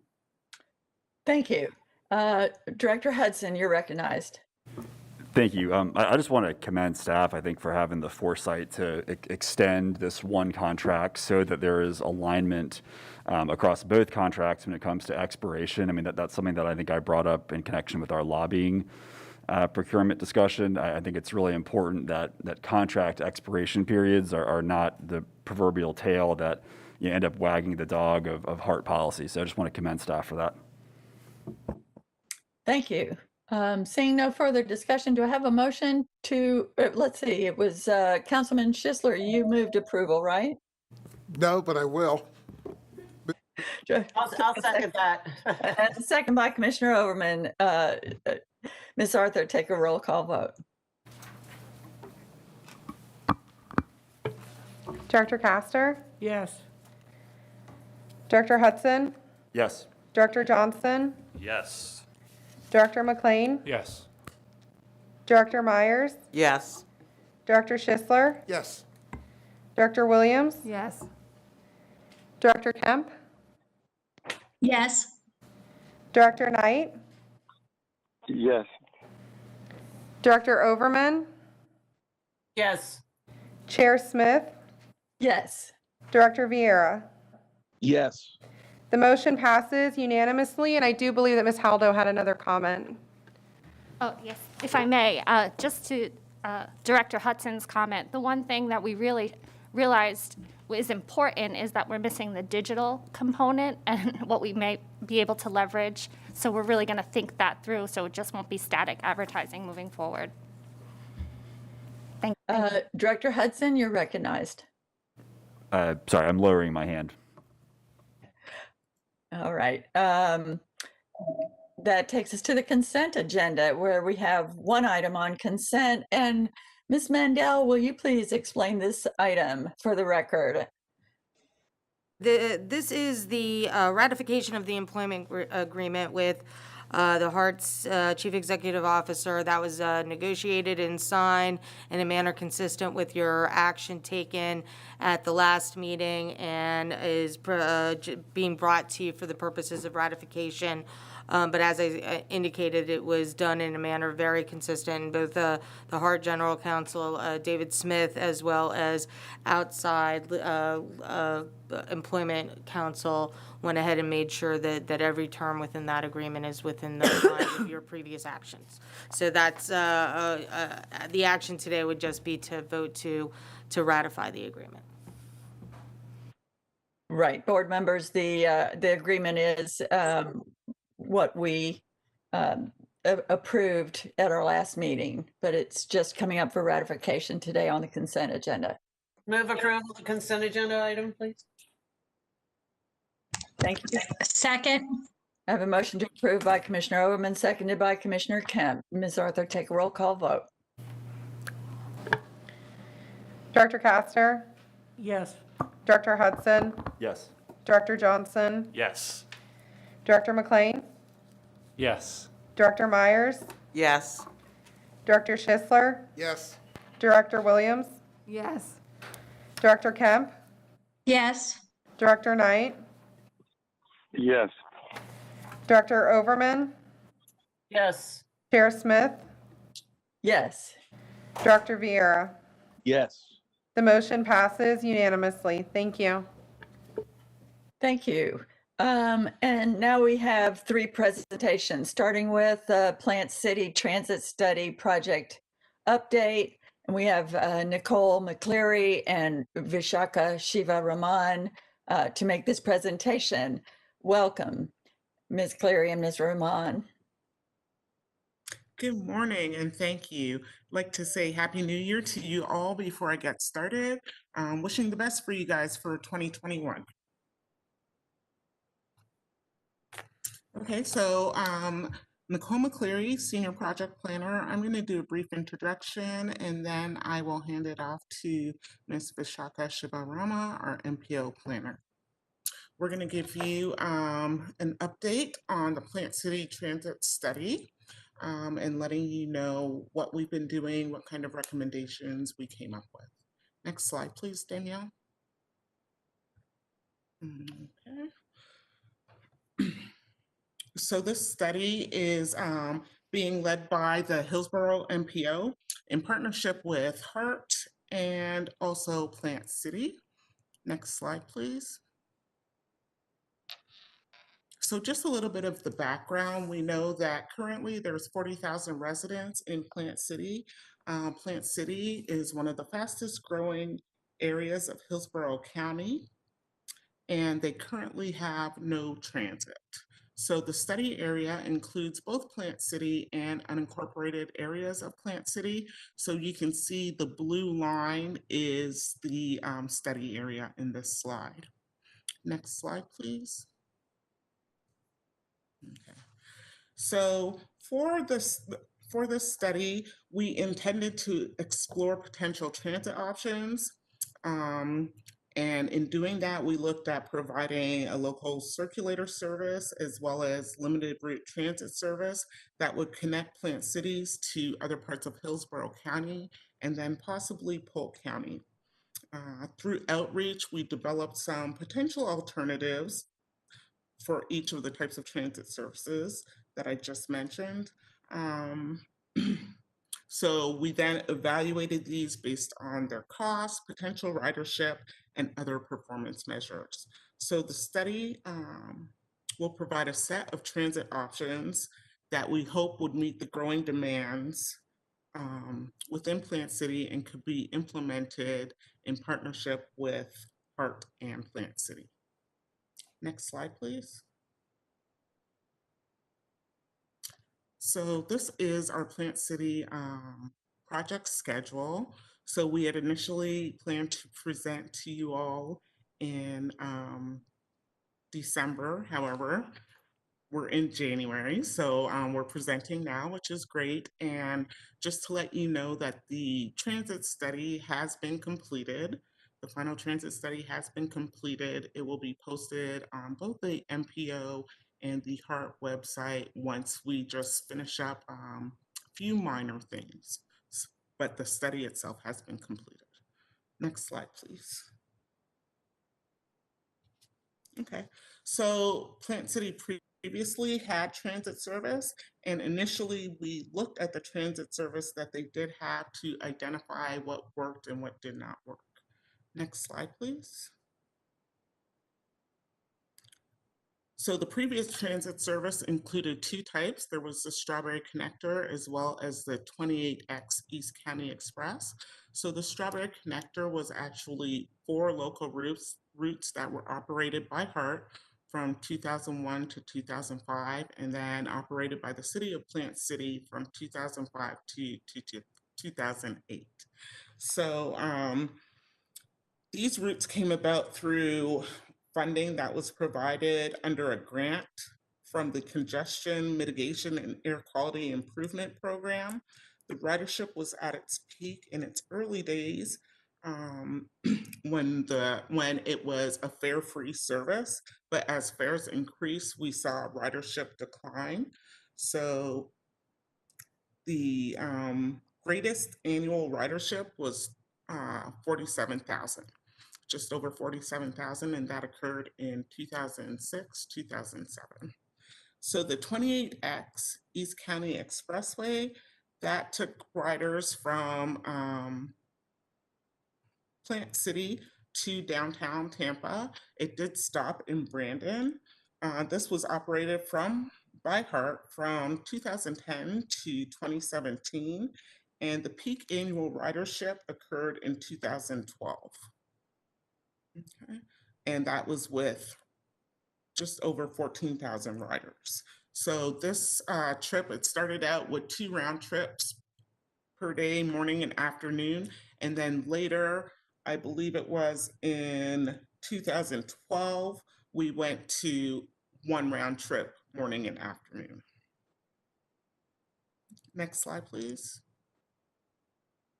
Okay, so Vishaka will go ahead and share some commuting characteristics that we found in Plant City, as well as discuss some of the routing alternatives that we came up with. Good morning, Commissioners. Good morning, HART Board. I hope you can hear me.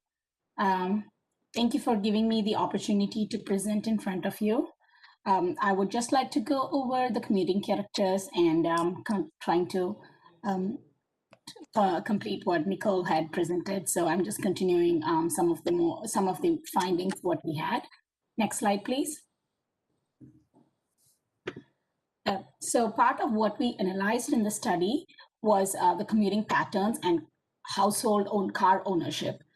If you can see the map on the right side, it shows that the study area has been divided into, we looked at the household ownerships, and the darker areas with the darker blue colors are the ones which had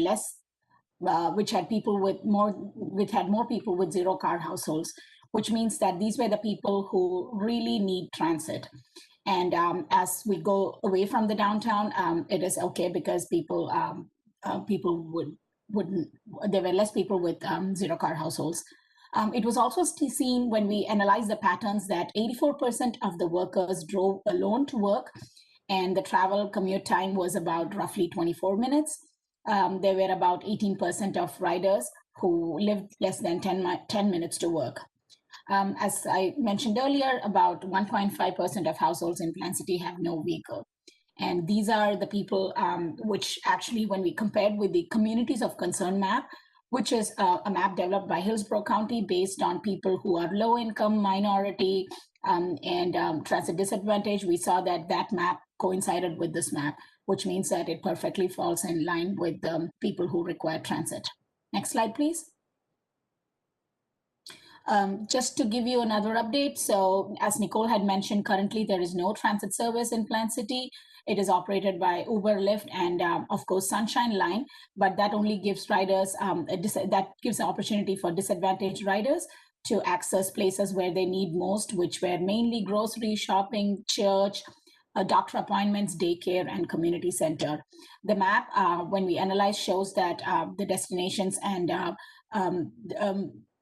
destinations and origins were concentrated around the downtown, but however, they need to be qualified as a transit disadvantaged person to be able to get the ride.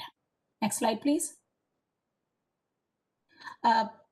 Nicole had mentioned earlier that one of the main efforts what we led was the outreach, apart from the data collection, however.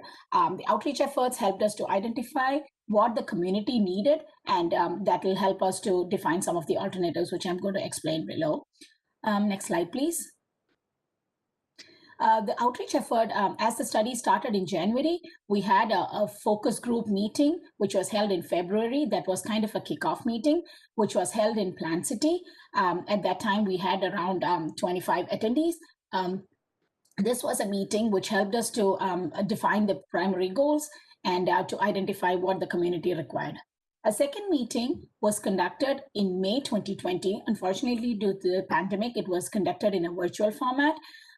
It was also well attended. MPO hosted it, and it was attended by MPO, Plant City, and the HART folks, in addition to the other stakeholders.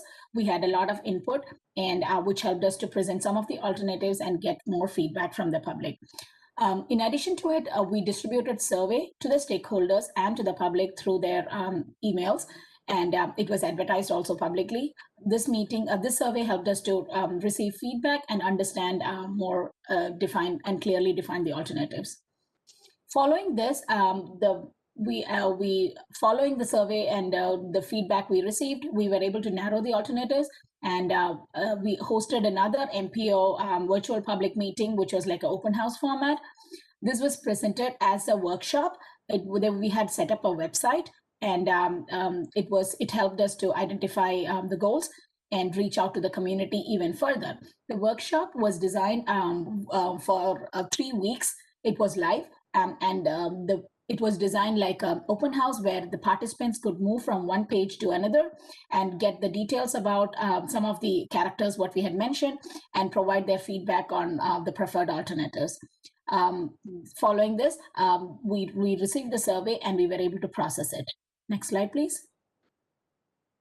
So some of the alternatives, what came out of the surveys and the public meeting and the stakeholder meetings are going to be explained below. Next slide, please. Based on the community feedback and also the needs of the community, we identified 3 transit alternative goals. The first one was to implement useful and reliable service for the people who need it the most. The second was using transit as a way of incentivizing downtown development in Plant City. The third, of course, was to connect to Tampa and possibly Lakeland with transit. Next slide, please. Next slide, please. I will be going over each set of alternatives, the first one being the circulator alternatives. Next slide, please.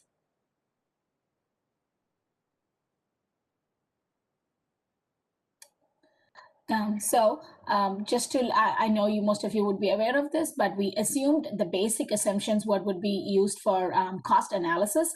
And we assumed that each would be operated by a 600K cap for a new bus. There would be additional paratransit cost for about 12% due to the circulator. And each circulator would operate 7 days a week from 6 a.m. to 10 p.m. Please keep in mind that these are only planning level cost estimates and would require further analysis. Next slide, please.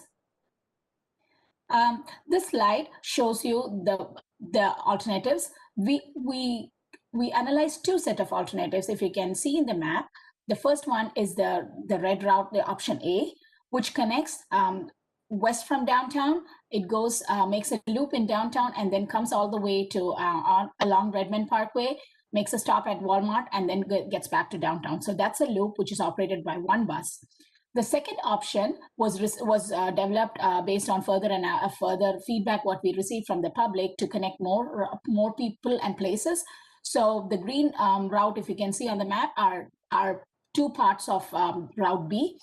The first one being connecting as the east-west option, and the second one would connect north-south. This is part of the same, this is option B1 and B2, which is part of the same route and would make a connection in downtown Plant City. It just jogs and connects little more residential areas and some more parts of downtown being Ball Street, Gibbs Street, Alexander Street, etc. Next slide, please. This slide will help you to understand the cost comparison and some of the other parameters what we used.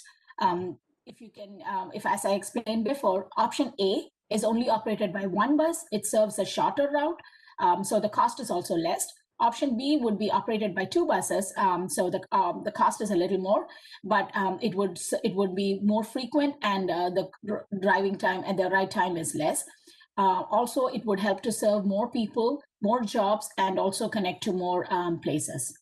So that's how this cost helps us to understand, compare both options. Next slide, please. A third alternative was also had some interest when we presented this at the different stakeholder meetings. So we tried to analyze this, and we used downtown Tampa as the example for the case study based on the downtowner. We used the same parameters, and it was assumed that the cost would be approximately 1.6 million.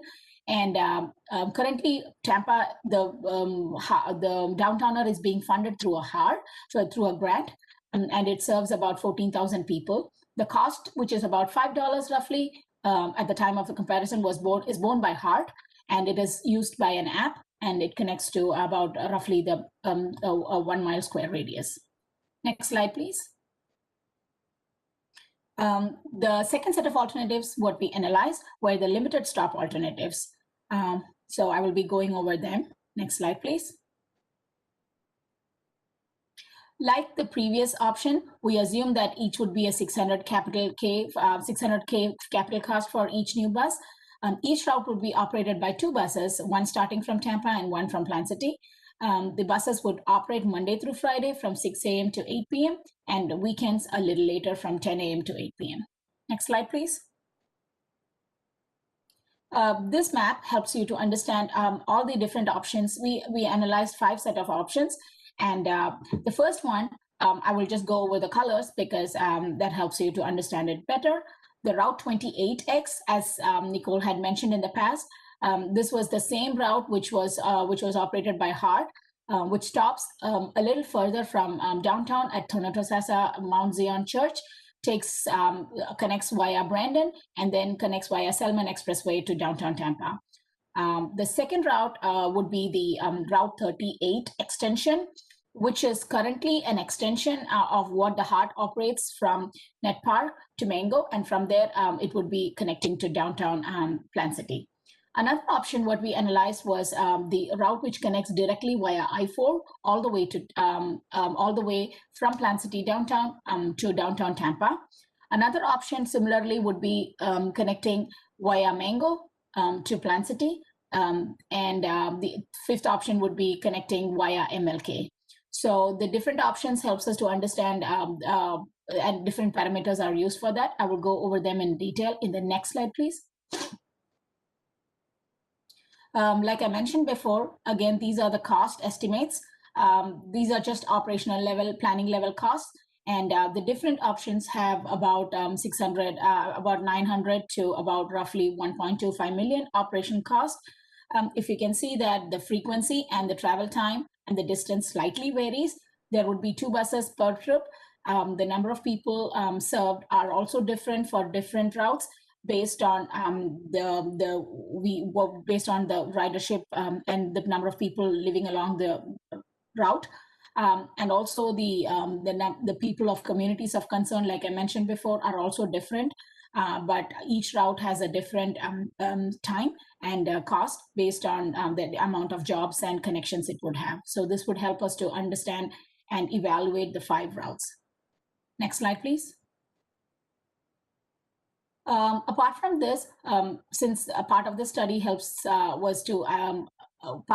of the goal was to connect to Lakeland, another option was estimated roughly for calculation purposes, and this would connect from downtown Tampa along US 92 to downtown Lakeland, where the Citrus connection currently stops. It would make a stop at the Amazon Distribution Center in County Line Road along the way, and the cost will be shown.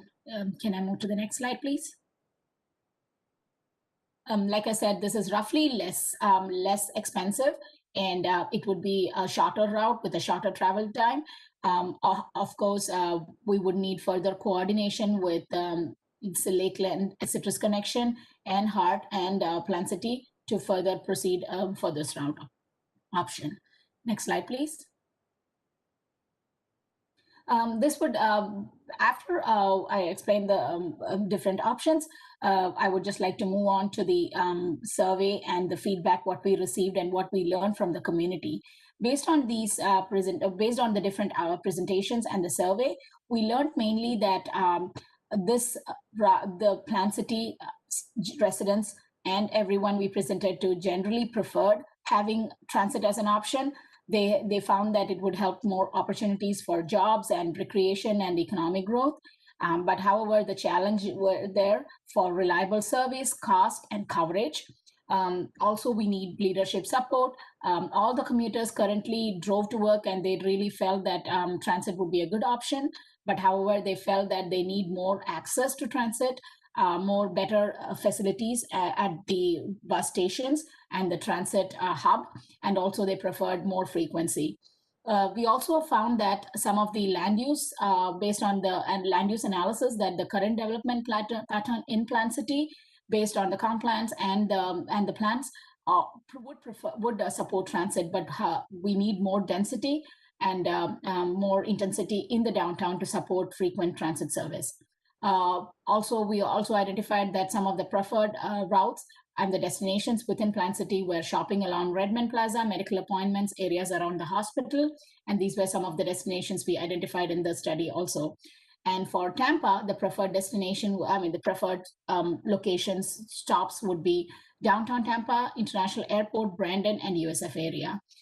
There was quite a lot of interest for Lakeland to be served as a desired destination in the future.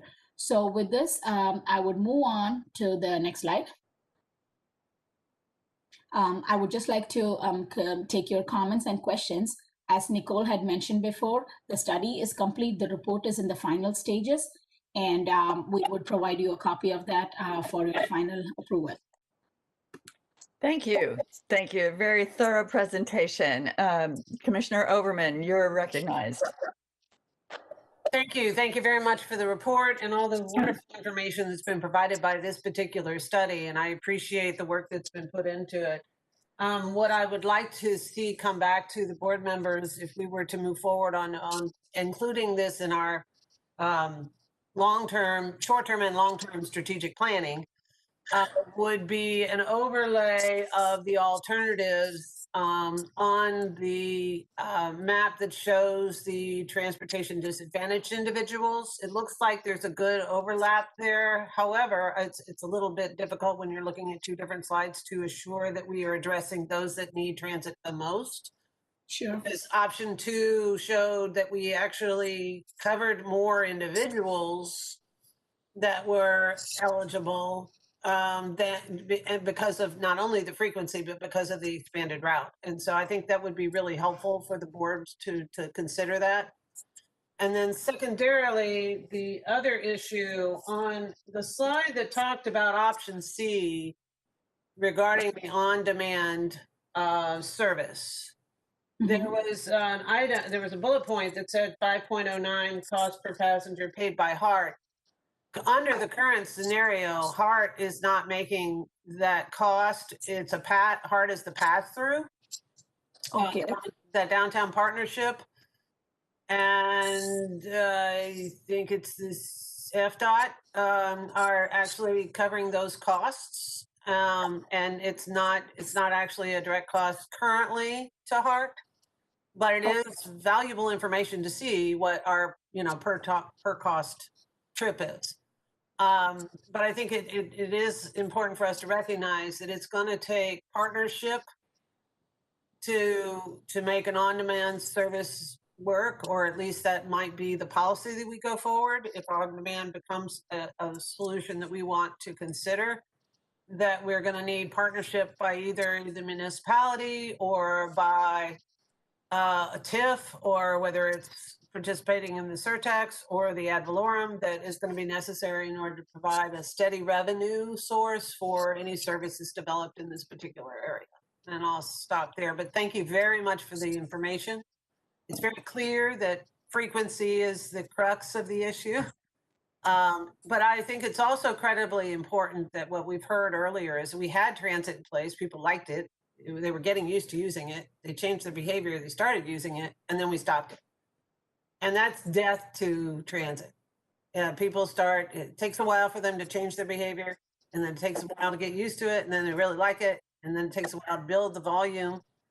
And then to cut it off is very difficult for people to change their habit patterns to rebuild that service. So I think going forward as a board, we need to make sure that we have a sustainable plan as we move forward for providing services to Plant City. And then secondarily, if Lakeland ends up being part of the longer route, we need to develop an MOU with the city of Lakeland or with the county in order to assure that that income stream is prorated according to the ridership in that area or to the financial structure in creating that route. And I'll stop there.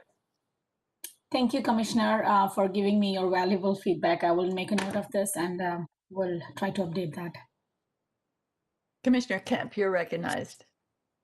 Thank you. And I've seen this presentation, as you know, a number of times. And also just for the edification of other board members, because I know for a few years I never quite understood this. There's an ad valorem tax. Our system in Hillsborough County, and for others that might be listening, is paid for at this time by our property taxes. We're one of only 2 counties in the state of Florida that does that. And it's only Pinellas and us. And we are both the most underfunded systems in the entire state of Florida. And in fact, in Hillsborough County in the nation, not by a little bit, but by a long shot, a huge amount.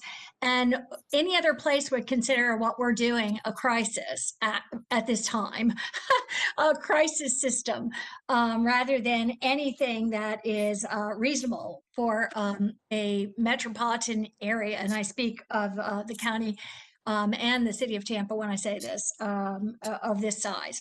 So first I'll say that I think despite our lack of, and thank you for this, it was very appropriate and very, gave us a good framework historically. But what people may not understand is that Plant City voted to, and I don't even know, I'm not for sure, but to either opt out of the ad valorem or have never paid an ad valorem tax. If they had, apparently, from what I asked a few years ago, would have brought in about $500,000 a year. So any system that we were operating there, and I believe HART was doing that, would have just been paid by the other residents of Hillsborough County through their ad valorem taxes. And even if they had paid the ad valorem tax, it wouldn't even pay for instance, option A, a single single circulator in Hillsborough County, in Plant City. So I'd like to just kind of point that out first. I know when Mayor Lott at the MPO said, well, we want to, the sales tax money that comes from Plant City. And I think we should really look at what that will be, the sales tax money allocated to HART through the funding from Plant City. And I think that that's what we should be looking at in terms of service for Plant City. I'd like every place in Hillsborough County to have service, but I think we have to start looking really closely at where we're putting their resources. And it's not just the squeaky wheel or the place that's asking for attention, but we do it in a holistic, thoughtful manner and look at, how we can provide the best benefits and the most equitable in terms of looking around. So I put all that as a predicate for, first off, the circulator options. If we ever did option B there, would probably totally maybe take, which was 2 circulators instead of 1. And I don't even frequency on those were, but would probably get close to maybe the full amount of anything that would be brought in through sales tax by Plant City, but I'm not sure. And I really would like to understand that a little better. And then second, we have the express bus that had been provided for some time, again, subsidized by all the other taxpayers of Hillsborough County, but for Plant City. And that was the express bus that went. And I'd really like, again, to be looking at that as arterial service and, and those kinds of options. But of course, with frequency and ridership and who it could serve in terms of the services most needed by those who don't own cars, who don't have access to transit. And so I just want to put that as consideration. 3, I know that the option was put there of on-demand service, and I have been a very big critic of this in the city of Tampa. It's a incredible luxury that we should not be subsidizing, and we do not through HART subsidize a concierge service on demand in Tampa. And I don't even know why we would do that rather than have a good, strong circulator exclusively, which is reasonable and could be well branded, as we talked about earlier, and makes sense to me than an expensive on-demand service that was basically, by all accounts now, being used to get people from parking garages through on-demand service that they're using day after day and not paying for, which we have to change that, and to get them to their jobs. So everybody will say, okay, of course, provide to me on-demand service. But the reality of it is that when you do that, you end up and you put 1.6 million, which is, again, way more substantial again than the others. When we have experiences with Hyperloop, historically, we were paying, by the way, $16 per 3-mile trip. And that was paid by FDOT as a subsidy. And we had to discontinue the service no longer because we couldn't be paying that. But also, when we did it in other areas other than downtown, we had huge complaints that no one could ever contact the service. It wasn't under our direct supervision. It was basically like having no service, and we did not ride herd over that. And for some people in the university area, the $3 they were asked to pay, it was $1. It was $3 that a customer would pay in the county. And it went to $1 in the university area because it was cost prohibitive in that particular area. And I'm talking about the Hyperloop at the time. So anyway, I'm just saying that all this has to be a consideration. And then we're talking about, in top of this, an express bus or some kind of express service from Plant City to Tampa. Again, I want it all, but I think we have to look at the balance of costs and what are the most valuable services. And then we throw on top of that to Lakeland, which is, we are now subsidizing the service to Pasco County, to Wesley Chapel, with our meager and really terrible funding of our own system. So I have trouble talking about doing that until we meet the very de minimis basic service requirements in Hillsborough County overall. And so I'll just say we have to look at all that. It was very thorough. I think we still have more questions to be answered. And I think we have to look at this in the context of the whole. And, so that right now there's so little service to South County, but they're paying the ad valorem, or to Town and Country, actually. And again, the ad valorem is going there, or is being paid by that. So I'm just bringing all that, I think we need to have a holistic view of this. Thank you. Excellent discussion. Ms. Mandel, you're recognized. For having on your presentations, but I believe you are going to be losing your physical quorum in place, and there is one additional item that we need action on under the general counsel's report. So if we're concluded with that presentation, I might recommend that we go ahead and just move to the general counsel reports before we lose our physical quorum in place. Good idea. I see no further discussion on the Plant City transit update. Ms. Mandel, I believe that is the only other action item. We do have some other presentations and reports, but I think that's the only other action item. So if there's no objection, let's go ahead and take that before I don't need a vote to change the agenda here, do I? The authority to move the agenda around. So if that's the pleasure of the chair, we can go ahead and take this item number 11 up. And this is the general counsel's report. And what we're requesting is staff has initiated a request to make some changes to your board policy section 970.20, which is the purchasing card policy.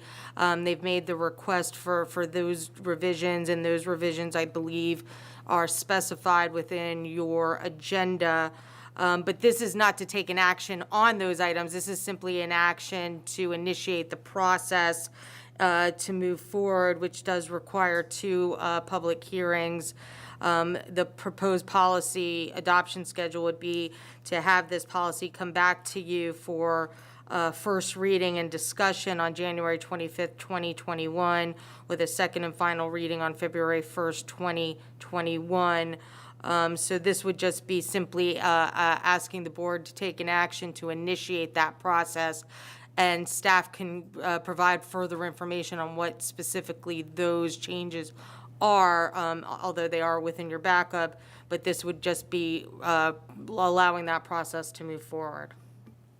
Thank you. And I do have one question. I looked at the backup and saw it was there, but if staff could maybe address this. At our August 7th workshop on procurement policy revisions, we did get board direction, discussion, asking that as these policies and this manual is reviewed, while we're at it, it would be a good time to bring it into the 21st century with gender neutral language.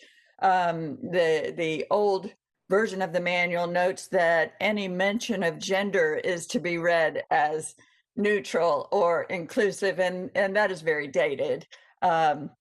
And so to better reflect modern practices, we had discussed, moving into gender neutral language throughout as we made these revisions. So let me ask staff, was that looked at and achieved in these revisions that you're going to be bringing to us next time?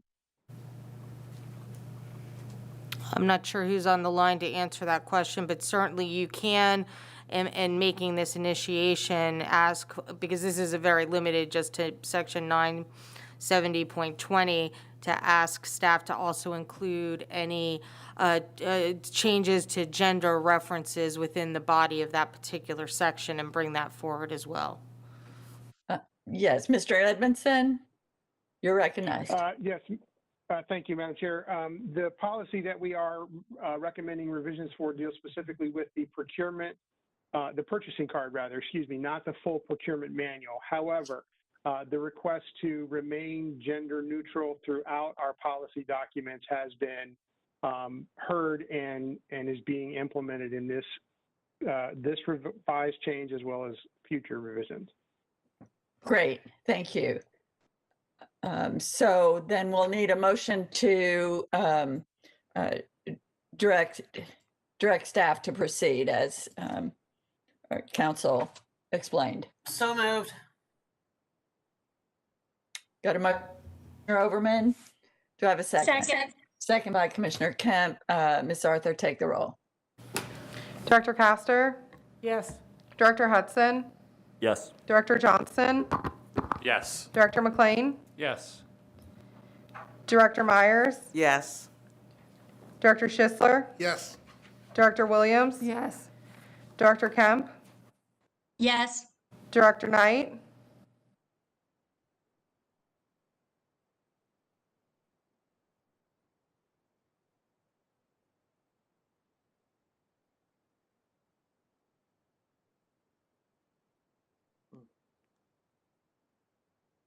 Chair Smith? Yes. Director Vieira? Yes. The motion passes unanimously, and we did have quorum. Thank you. Oh, Commissioner Overman, but It's a yes. she made the motion. Okay, thank you.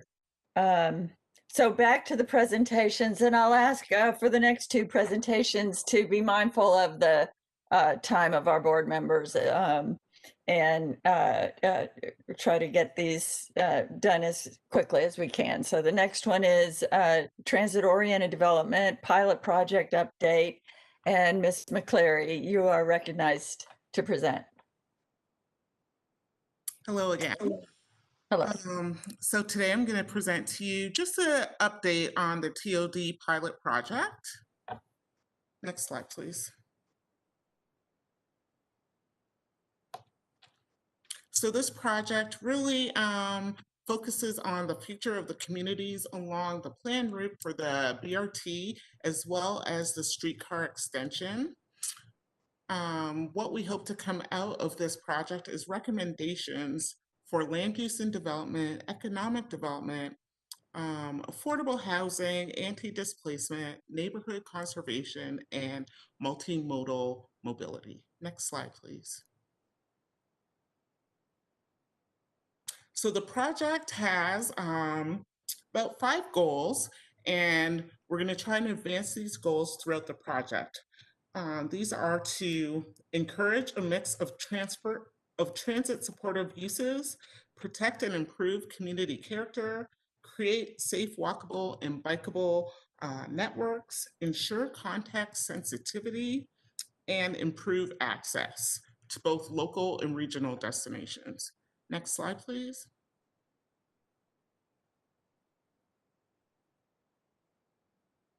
Oh, I can't really see it, so I hope you guys can.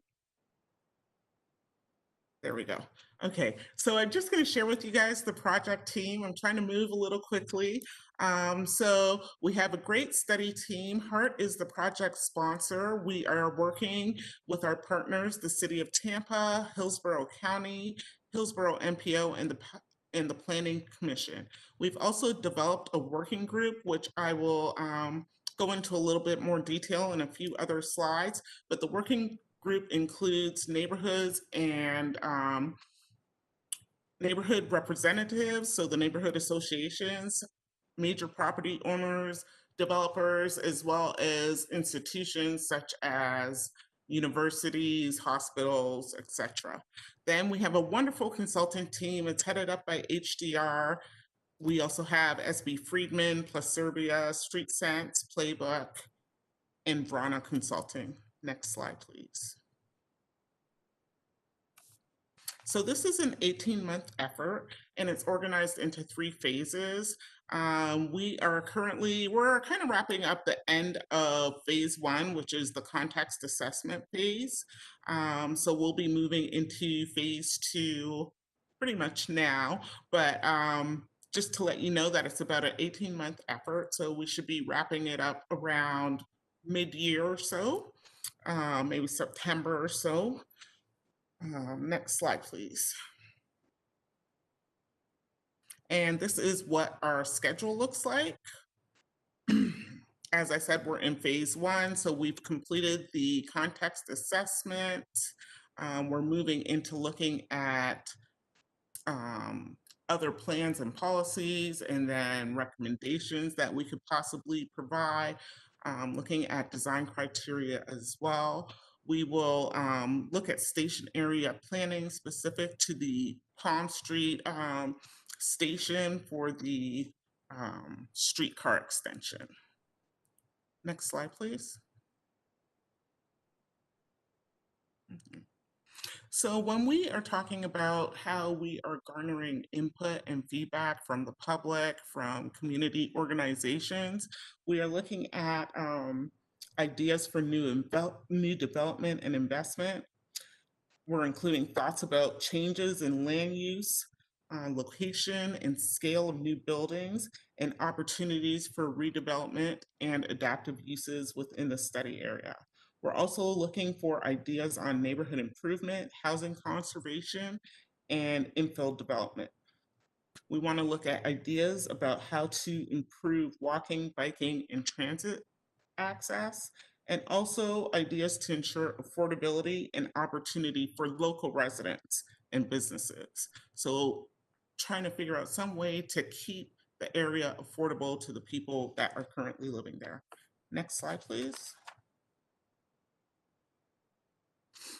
We developed a TOD working group.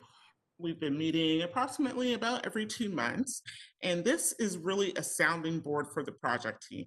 So it's an area where we can share information. We can provide them with ideas, they can give us feedback, they provide us with ideas based on those topics that I just previously spoke about.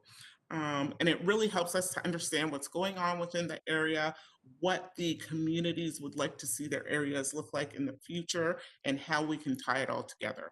So the membership in this group is open.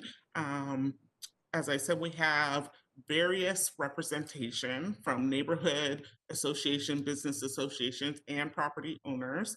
And really, we see this group, it will expand as needed as people hear more about it. They're still welcome to join and provide us with input and feedback. And then we will definitely take that information that we glean from them and add it to our recommendations. So the meetings are facilitated by HART and the consultant team. It's announced on the website, as well as invitations are sent out. And as I said, it's open to participants outside the core group. Next slide, please. And here is a listing of the current participants.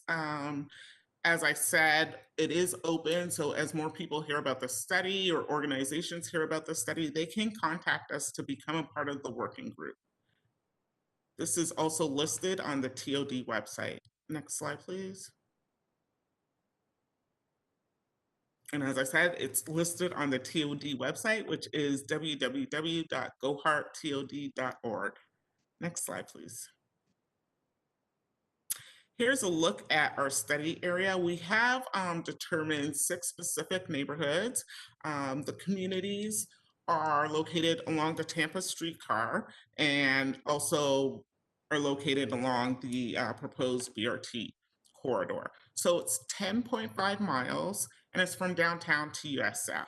So really what we're focusing on is those future areas that are in walking distance, approximately half a mile from planned stops of the BRT or the streetcar. Next slide, please. Okay, so this actually provides you with some information about what those neighborhoods are that we're focusing on.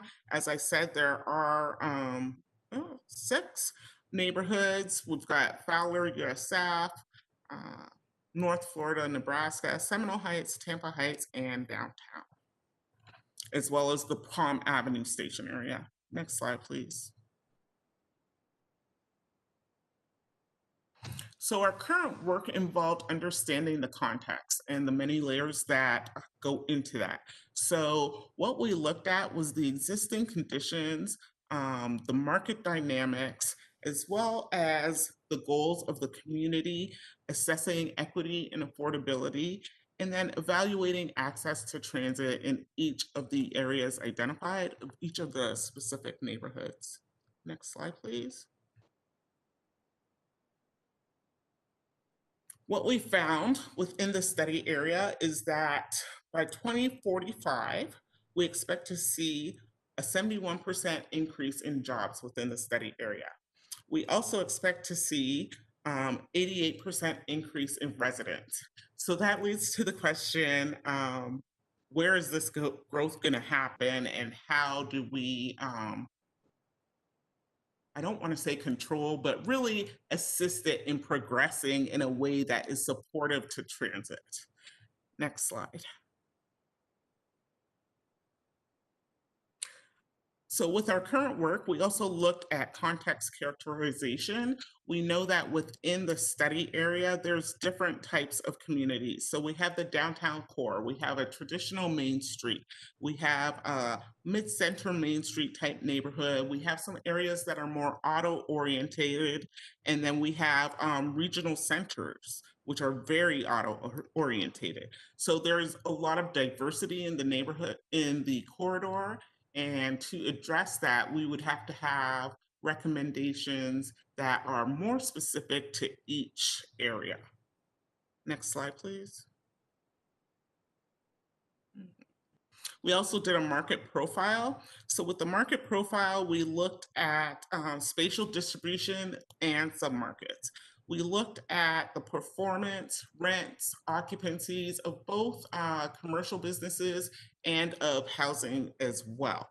Our consultant team has done interviews with property owners, large property owners within the community, and they are still actually doing some of those, wrapping some of those up, and they will provide an overview of some of the themes that they heard throughout those interviews. Next slide, please. Okay. So just sharing with you what the study area looks like a little bit. We know that within the study area, we have just over 52,000 people living there. And our largest population is located within the USF area. That is 29% of the population. We also know that within the study area, we have a greater density, people per acre, than within Hillsborough County itself. Next slide, please. Okay. And then we have a very diverse study area. So one thing we saw was that Temple Heights had the greatest diversity within the study area, and that the study area ranges from 23,000, just above 23,000 medium income to just over 53,000. So there's a great disparity in the median income within the areas, which will have an impact on the recommendations that we make. Next slide, please. Okay. So when we assessed the market potential, we found that we had three really strong groups. We had some areas that had a weak market, which really would need some private investment possibly, or a lot of help to really try to boost that area. There's a low demand for commercial uses in those areas. We had some emerging markets where there's some investment occurring already, but we could definitely do things to increase investment in those areas. And then we had a stronger market where it's ready for TOD supportive activities and projects. Next slide, please. And this really just gives you an overview of the sub-area market potential. In this, we see that downtown has the greatest TOD potential, while USF, the North Florida, Nebraska area, have some of the greatest challenges. But this is really helpful in us developing recommendations and possible tools that could be implemented in the future to build those areas up. Next slide, please. So moving on from the context assessment, we're currently working on the code evaluation. With that, we'll look at the codes and see how friendly they are to TOD. Really, where are these codes working and that can really work with TOD planning, and then develop some recommendations for those areas that do not have TOD friendly codes. Working with the city, as I said, Hillsborough County and the MPO, we will definitely try to make those recommendations to improve the TOD friendliness of codes. Next slide, please. So our next steps for right now, our consultants are just finishing up some of the listening sessions. As I said, they will give us a high level report on that, about overall themes that they found coming out of that. We will finalize the context report. We have gotten some feedback from our study team, our partners, and we're just finalizing that report. Once we finalize that report, there will be a high level summary provided on our website, as well as the report itself. We plan to do an affordable housing workshop in the next few months, as well as winter and spring engagement planning. So this is tricky because we were hoping that we would be able to do live in-person events for the winter spring engagement. So we will just kind of be waiting and see what happens with that, but hopefully we can do some fun interaction with the community and really get the word out about this project. We're also going to be working on policy development and then bouncing those recommendations or policies that we think would be helpful off our working group, as well as meeting with our partners to ensure that these policies are actually implementable and realistic. Next slide, please. And with that, I will ask for any comments and questions. I know it was a short overview, but just trying to keep time in mind. Thank you very much for that very thorough presentation of this key piece of the puzzle to providing transit services in a limited budget in a big county. So I'm very interested to see how this pilot project of transit-oriented development progresses. Director Hudson, you're recognized. Thank you, Madam Chair. Nicole, great job with this presentation. I just really have one observation and one question.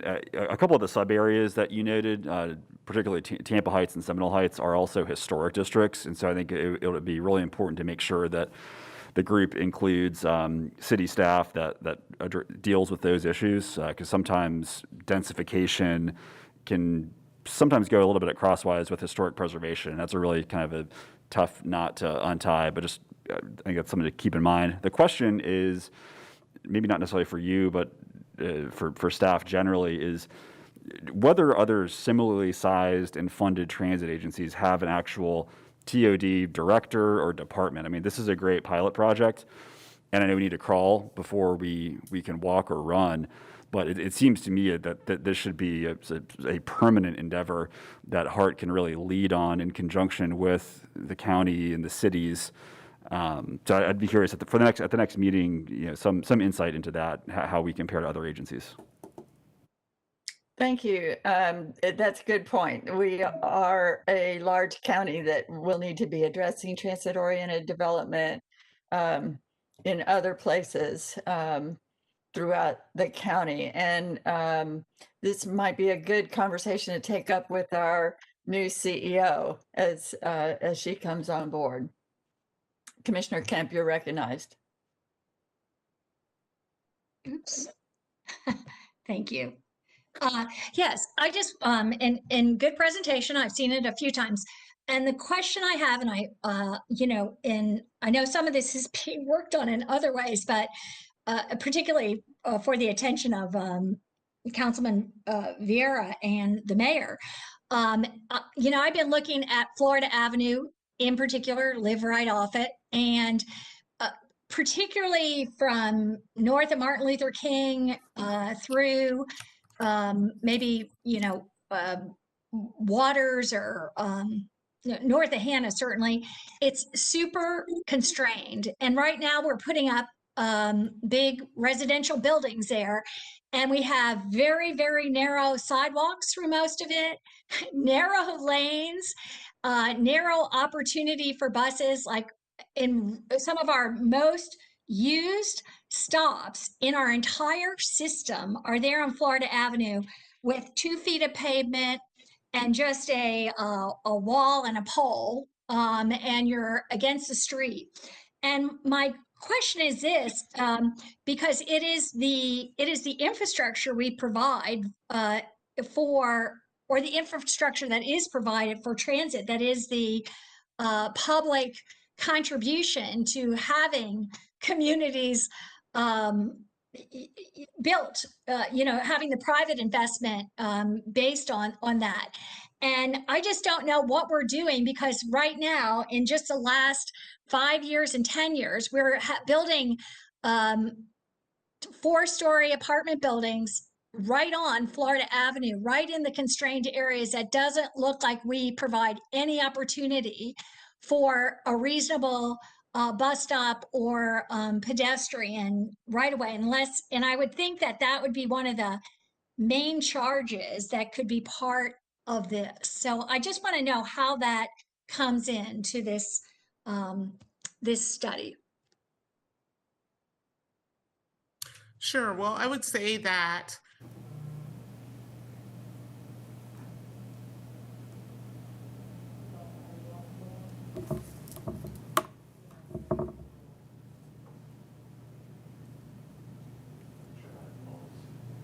improved. So then it would be up to the city to definitely adapt those recommendations. Right. So is the city then going to be like working with their land use plans, their zoning, and whatever to do this? Is this going to be, part of what they promulgate in their zoning? Is that the expectation? So it is the expectation that the city will definitely work with other departments to ensure that what we're recommending can be approved and actually implementable, yes. Okay. And is that going to be part of what's presented to us at some point? The recommendations? Like that, like, I don't, like that the sidewalk here has to be widened, that stop should be put in here, or how does that come later, and is it very specific like that? I'm not sure if it's that specific. I do have our consultant, Steve Shoecraft, on the line. So maybe Steve, if you want to jump in. Yeah, Nicole, this is Steve Shoecraft with HDR. I'm the project manager on the consultant side of the project. Our recommendations will include proposals for improving the streetscape conditions along Florida Avenue specifically, and that's one of the challenging locations because we have limited right-of-way. A lot of the work that we'll be doing will be directly related to what HART is doing for the arterial BRT project. So as they're looking at the locations for stops, working with DOT on adjusting the street section to possibly reallocate some of that space to allow for the transit to be more competitive in the corridor, we'll be coordinating with them on that work. So those two sets of recommendations will carry forward on both projects. The arterial BRT project as they move into PD&E and design and get more specific, and in our set of recommendations. A lot of what we'll recommend is related to code provisions for the city, and the Seminole Heights overlay already provides some direction about the nature of the streets improvements, but the challenge is that happens incrementally as projects come forward. So you don't want to wait a generation until you can make significant change along that corridor. So we'd be looking at a recommendation about capital improvements and possibly working with property owners to get easements where right-of-way doesn't exist to improve conditions in the places where we expect the highest level of ridership and the highest levels of pedestrian use. Thank you. Councilman Vieira, you're recognized. Thank you. A lot of good thoughts. Obviously, this is a pivotal project to really all of our community, including in so many underserved areas that have not received attention for far too long, frankly, sometimes if ever. But, one thing that was mentioned was community input and support. And obviously now with COVID, we're relegated at times to virtual meetings. Something I've been doing recently is with the help of some people on this board, for example, Commissioner Myers, is to be having community meetings outside. And, if staff is ever interested in that and comfortable with that, I could arrange that for the communities on Fowler, North Tampa, et cetera, just to have a community discussion. Or alternatively, we could wait a few months on this, but just something that I'll be following up with at the appropriate time, because I know a lot of the communities, Forest Hills, Copeland Park, communities off of Fowler, USF are very, very excited about this, and I know have a lot of input to give. So I just wanted to make note of that. Thank you very much. Thank you. Commissioner Overman, you're recognized. Thank you, Chair. I wanted to pipe in on a couple of issues. I'm glad to see that we are actually having an affordable housing workshop as part of this process. And something I've always thought that it was critically important that we have a partnership between the city and the county when it comes to zoning and affordable housing strategy when considering any TOD project. And making sure that HART's part of that process. Many years ago, as an example, in the mid to late 90s, there was a affordable housing project that was invested on Florida Avenue that's just north of Broad, if I'm not mistaken, and I've forgotten the name of the community, but I remember going to those meetings when that property was being developed and saw that we were building the building right on Florida Avenue. And I was told that FDOT required the building or the city, I'm not sure which, that in order to slow traffic down, putting the building right on the street was a way of slowing traffic down. When traffic congestion and management designs our communities and limits our available transit and builds unwalkable communities, it is critically important that HART be part of that conversation when it comes to zoning and TOD investment. Because we've basically shot ourselves in the foot because that project has commercial on the first floor and has been not very successful because it is scary as all get out to walk on the sidewalk on that part of the street because it didn't slow traffic down. So I think it's critically important that the partnership between the city and the county zoning and code partner with affordable housing and HART in really looking at our TOD initiatives.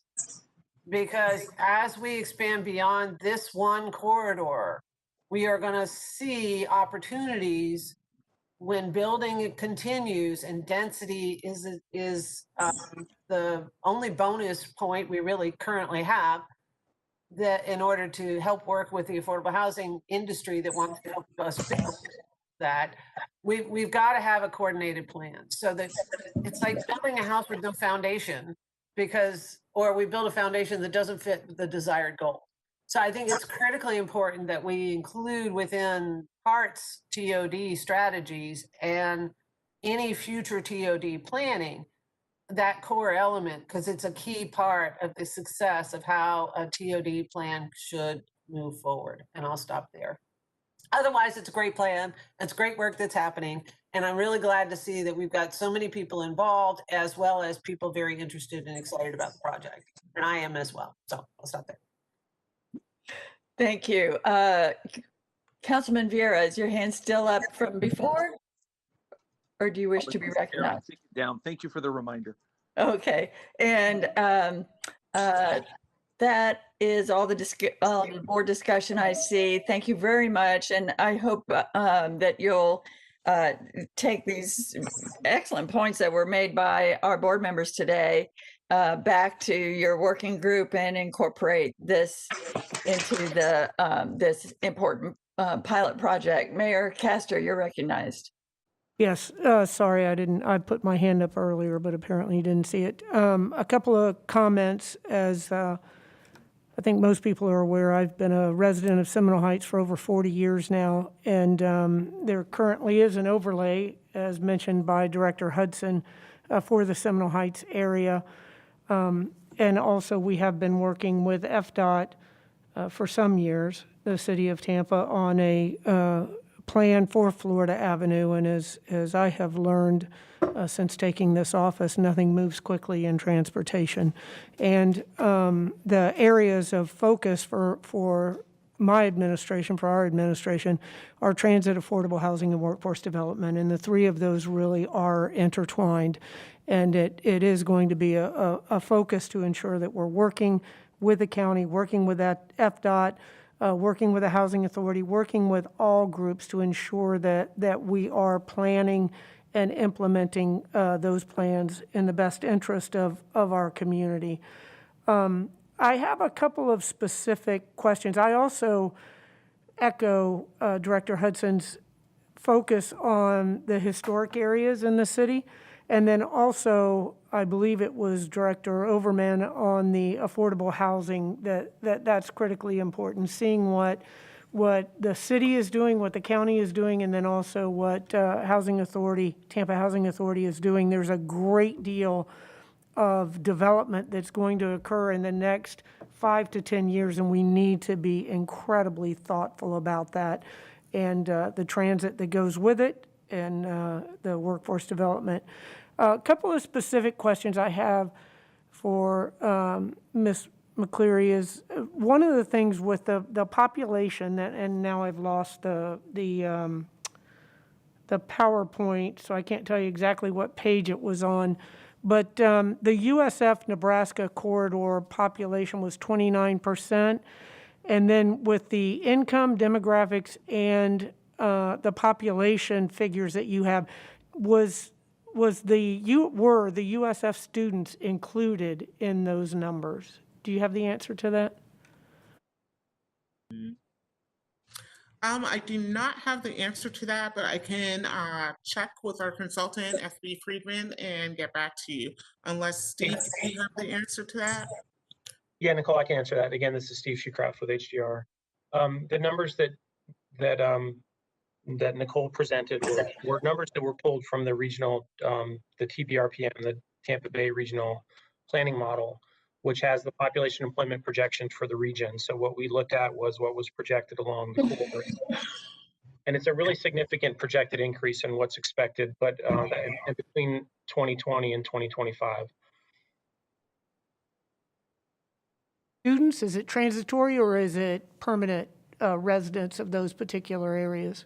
The full-time residential population and the job numbers. So the job is the projected employment.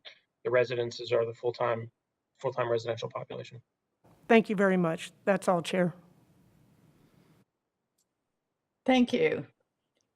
Seeing no further board discussion, I'll just thank Ms. McCleary for this presentation and Mr. Shucraft for helping to answer questions, and move to our last presentation.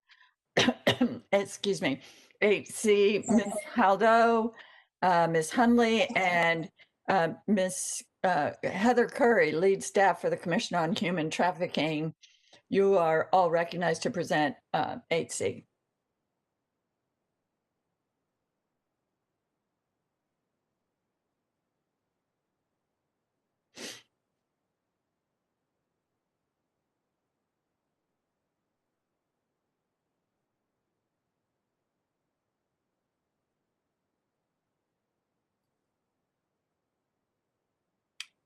Of our human trafficking campaign. For a little bit of background, as a reminder, HART was a recipient of a $125,000 FTA grant award. It was really in recognition of the support of the FTA recognizing this is a national issue and that the Super Bowl would be coming here very shortly. And one of the greatest assets we thought we had was our partnerships. We've had great partnerships with Hillsborough County and the city of Tampa. You're going to see dual messaging and partnership messaging with the county and the city leading up to the Super Bowl. But an asset and a resource in the community that we really took advantage of was the Hillsborough County Commission on Human Trafficking. The artwork and the intent and the purpose of the design was very powerful, and a thing we learned from our next presenter, Dr. Heather Cleary from the county, was the unified messaging and all of the research that went into the design. So we're going to see in the next couple of weeks and months over 600 individual pieces through the HART system based on the designs you see. Really shows the power of how HART can get a message out on a public awareness piece, and all of the assets that we have to drive through the community is really great. And at this time, I'd like to turn it over to Heather, who can really talk about the purpose and the intent of the campaign. And we were very thankful for her partnership on this project.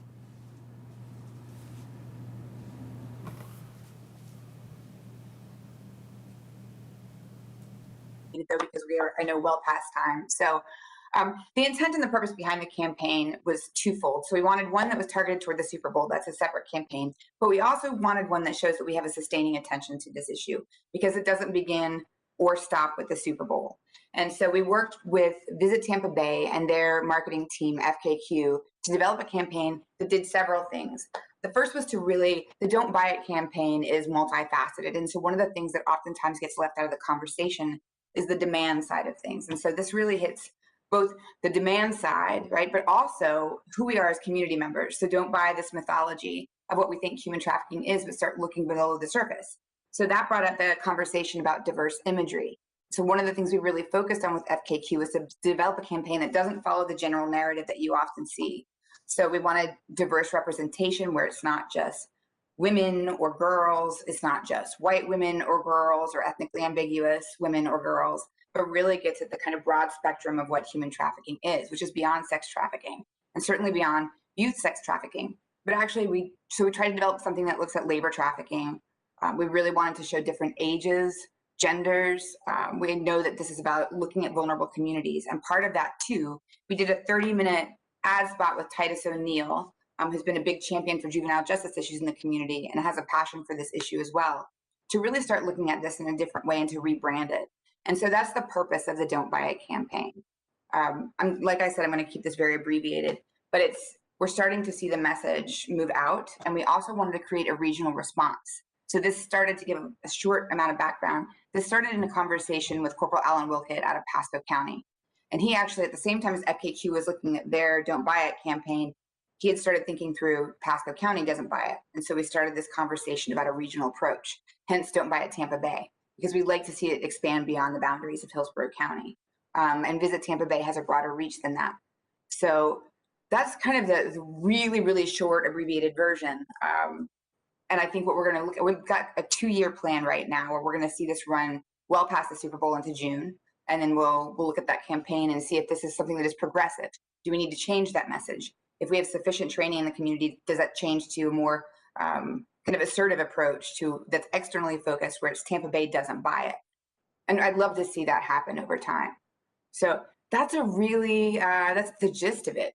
So I'm open for questions or comments. And thank you very much for abbreviating your presentation. You can assume that our board members have looked at the materials that you presented ahead of time and are ready to move into the questions and comments. And I appreciate that very much. Commissioner Overman, you're recognized.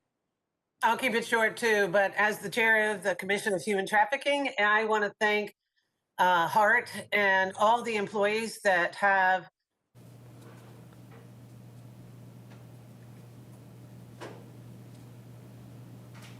operators paying very much attention to what they're seeing on the street and providing a variety of results. But the good news is this campaign can actually help our communities heal and actually reduce this crime. And Dr. Curry has done a marvelous job of bringing down all the silos, bringing all the folks together, and doing a great job of producing a terrific campaign, in my opinion, in less than a year, because the commission's only about a year old. And so we've gotten a lot of good work done. And doing that with the Super Bowl deadline has also been phenomenal. But as it is National Human Trafficking Awareness Month, I thank you also for putting this on this agenda. So I'll stop there. Thanks.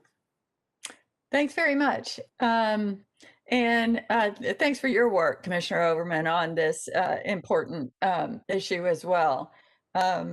Seeing no further questions or comments, the backup was very substantial, and I appreciate you providing that to us in advance so we could all learn from that.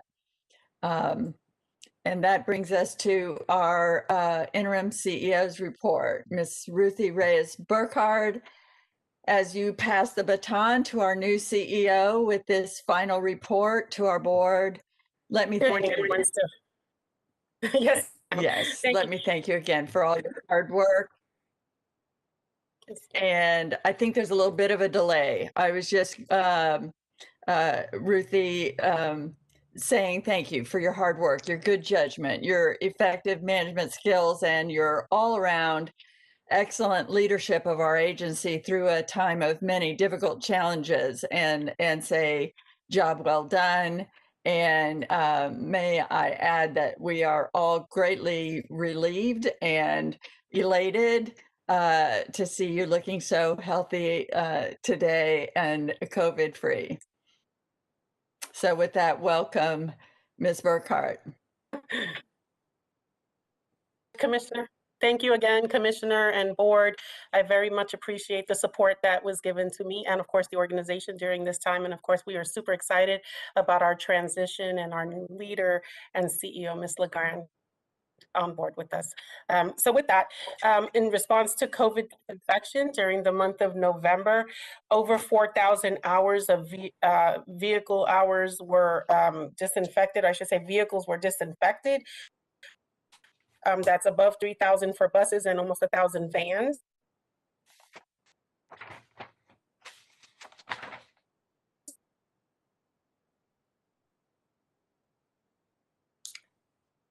Ms. Burkhart, you seem for hours for the month of November totaled 40.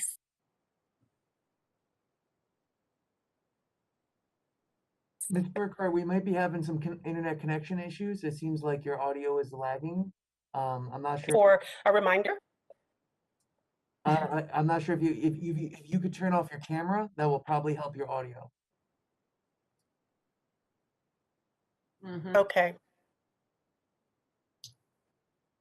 Better? Yes.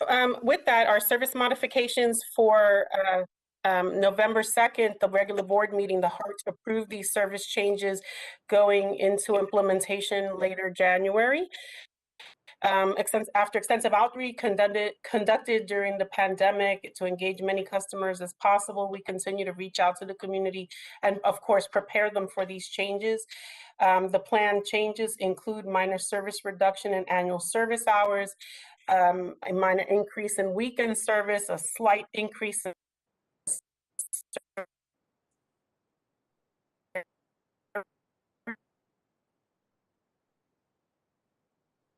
area, and there are some reductions to 6 and 34 and lower frequency routes on the 33 and 46. So there will be an elimination of all but one flex route, which is in South County, serving a very important population and community, and of course eliminating several LX routes as well, which is the route 60 and 75 LX. With that, I just want to kind of highlight a heroic act by Operator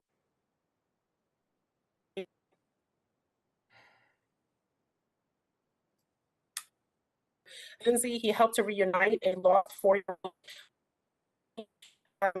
Ms. Burkhart, His route along Del Mabry, spotted the girl walking alone, and kicked in.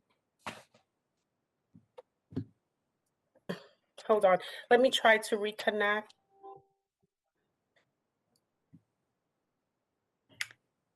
Okay, we're having a little bit of technical difficulties there. Ms. Burkhart is trying to reconnect. Let's see if she can. There we go, I think. Can you hear me now? We can.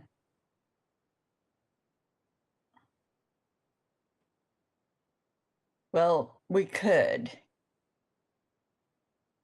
Okay, thank you. Yeah. Oh my goodness. Hold on one moment.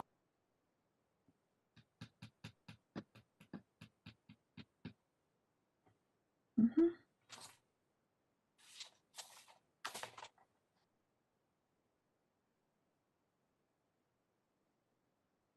All right, and you're muted now, Ms. Burkhart? There we go. Yes, ma'am. I'm trying to connect. I'm trying to connect by phone so that as we're trying to prepare us, if you just bear with me 1 second, my phone is connecting. Okay. I do apologize. I think we were working great up until I decided to have to report. All right, you will have to mute that. Yeah. Okay. Okay, I think you can hear me now. Perfect. Okay, thank you so much. And again, Operator Lindsay pulled over his bus in the assistance of a young girl that was walking by herself. He reached out to Tampa PD and supervision through Operations Social Center, and the girl was reunited with her family. If you bear with us 1 second, we do have a video of this fine operator in action. And Danielle, if you would please. We've got it.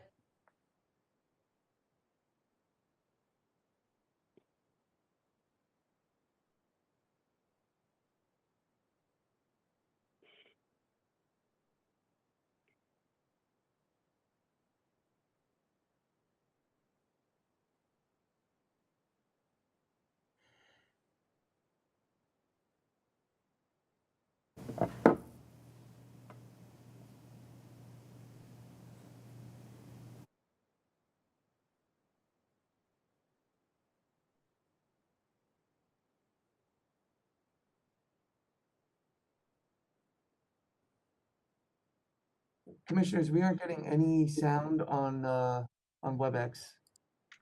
Right, but we can read the closed captioning, and I think we get the gist.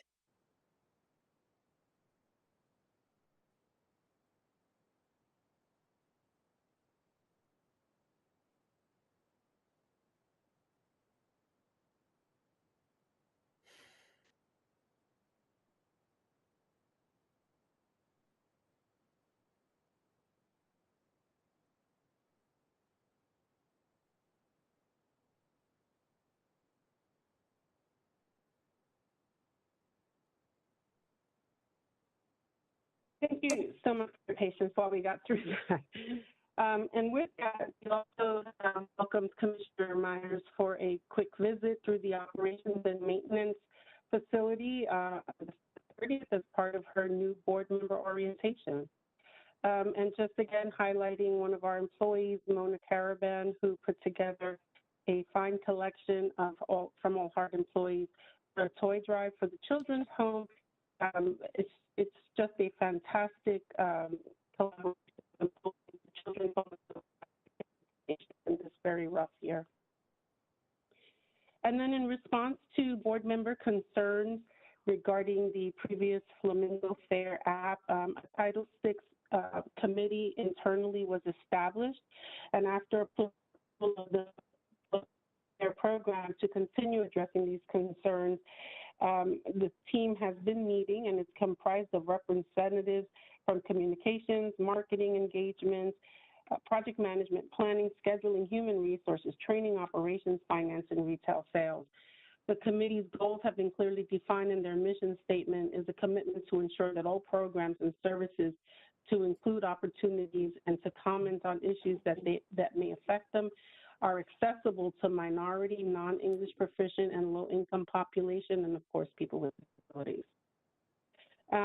With regard to our focus area of employee success, the Governor DeSantis has determined that seniors will be the first to receive COVID-19 vaccine. Those identified as long-term facility residents and staff, persons 65 and older, and healthcare personnel with direct patient contact.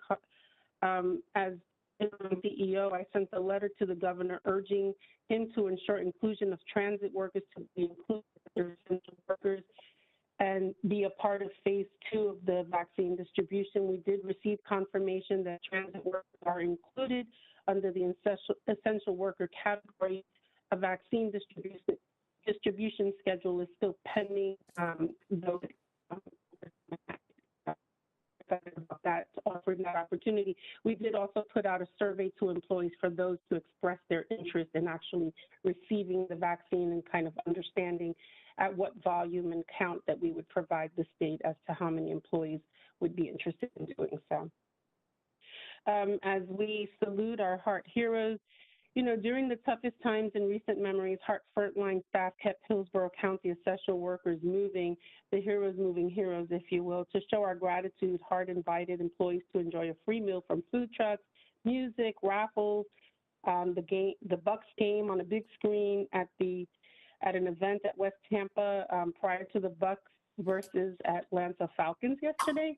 The general public was also welcome there to enjoy the game in an open air and friendly environment with, of course, COVID-19 protocols in place, social distancing and masks and such. The Tampa Bay Buccaneers legend, Martin Matica, broadcasted live on WTMP 97.5 during the event. A great time was had by all the family and fun in which the Bucks secured, of course, another win for the community served.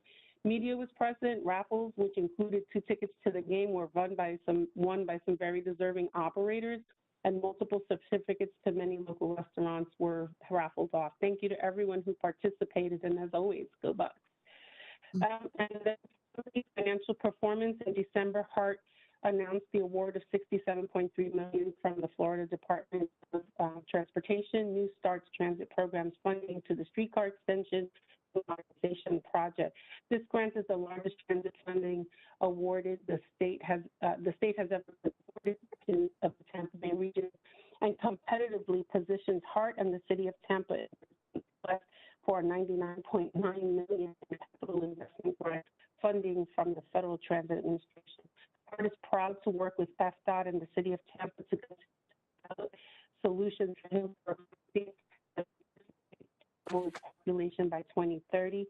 The overall project cost estimate is $234.5 million and will extend and modernize the Chico streetcar beginning in 2022. And that concludes my report, and I'm happy to answer any questions if there are any. Thank you, Ms. Burkhart. Great report, and always highlights how much we have to be proud of in our HART heroes throughout every level of our HART staff and employees. I have one question. What is the level of interest in vaccination in the first round of vaccinations within the HART employees? Well, the survey just went out in the early side of last week, and with folks on holiday, and of course a kind of a lighter schedule with the holiday weekend. We're still receiving those. Verbally, I can say that when we have chatted with some employees, they seem to have some interest, and actually many feel that this is such an opportunity that HART would be able to offer that for us. Of course, we still would have to get a final head count. I think we're surveying through about the second week in January, and we'll be able to bring back more of that to the board. Thank you. And thank you very much for that report. I see no other board discussion. Thank you. My chair's report is very brief. My only item to report is that it looks like our meeting location will be at County Center for a little while longer. At our last meeting, we discussed when we might be able to move back to the HART building. And I'll remind you, Director McLean made some excellent points in encouraging us to make that move as quickly as possible and pointing out the links to which HART is going to make that very safe. And I will say I thought those points were very well taken. However, as we looked into this, it turns out that HTV staff and resources are stretched very thin right now with the demands of virtual meetings these days. And the only way to get HTV coverage of the HART meetings for now is to continue holding them in County Center. The public accessibility via live TV coverage is key, of course, to the transparency of our agency. And it is more important now than ever with the health risks of the pandemic, keeping many people from attending our meetings in person. So we will continue to hold meetings at County Center for a little while longer, at least until HTV can resume coverage of HART meetings at the HART building. And I will just say that I do appreciate the HART board members' diligence in reviewing the presentations that we have provided for ahead of time when they're provided ahead of time, so we can direct or advise our presenters to understand that we do have that advanced knowledge, and we can kind of go through the presentations quickly like we did with that last one. That's all I have. And with the general counsel's report already done and the other reports in sections 12 through 15 provided in your packets, all there is left to do is old business and new business. Is there any old business?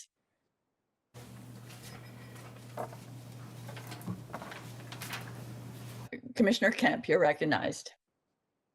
I'm not sure whether this is under old business or new business, but I'd like to at least raise the point, and didn't during the general counsel's report. But what I'd like to understand a little bit, because we're doing voting a little bit differently than we have done in the past, and particularly when we vote for people for positions like we did at the beginning of the meeting, I'm just wondering why we, instead of everyone just being able to vote, if there's multiple candidates for that candidate, why we have to go and take each candidate and vote unilaterally yes or no, because I think it's an awkward system, and I'm just wondering, is that something somehow required? Because we did not do that for positions in the past, and I just like to ask about that. I'm not sure if that question was directed towards me or for staff. Council, I'm thinking, because that's how we have somehow recently moved into that mode. So are we required to have that somehow? We were just operating under the way I understood your process to be worked in the past.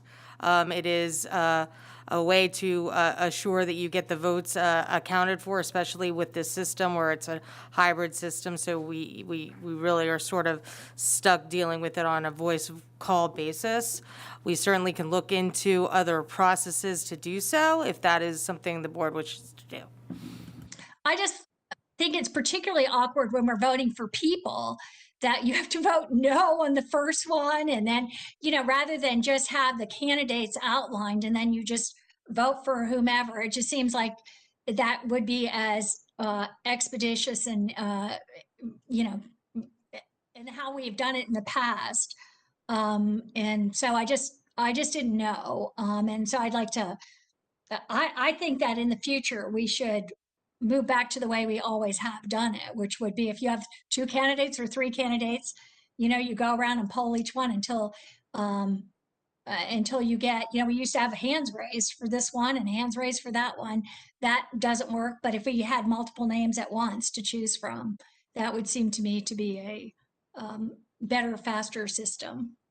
Go through this, then I think it is a little awkward given the set of circumstances with the hybrid, but certainly for the next round, if we go forward for new rounds in the future, as I'm sure we will, we can handle it that way. We can handle it whichever way the board is more comfortable.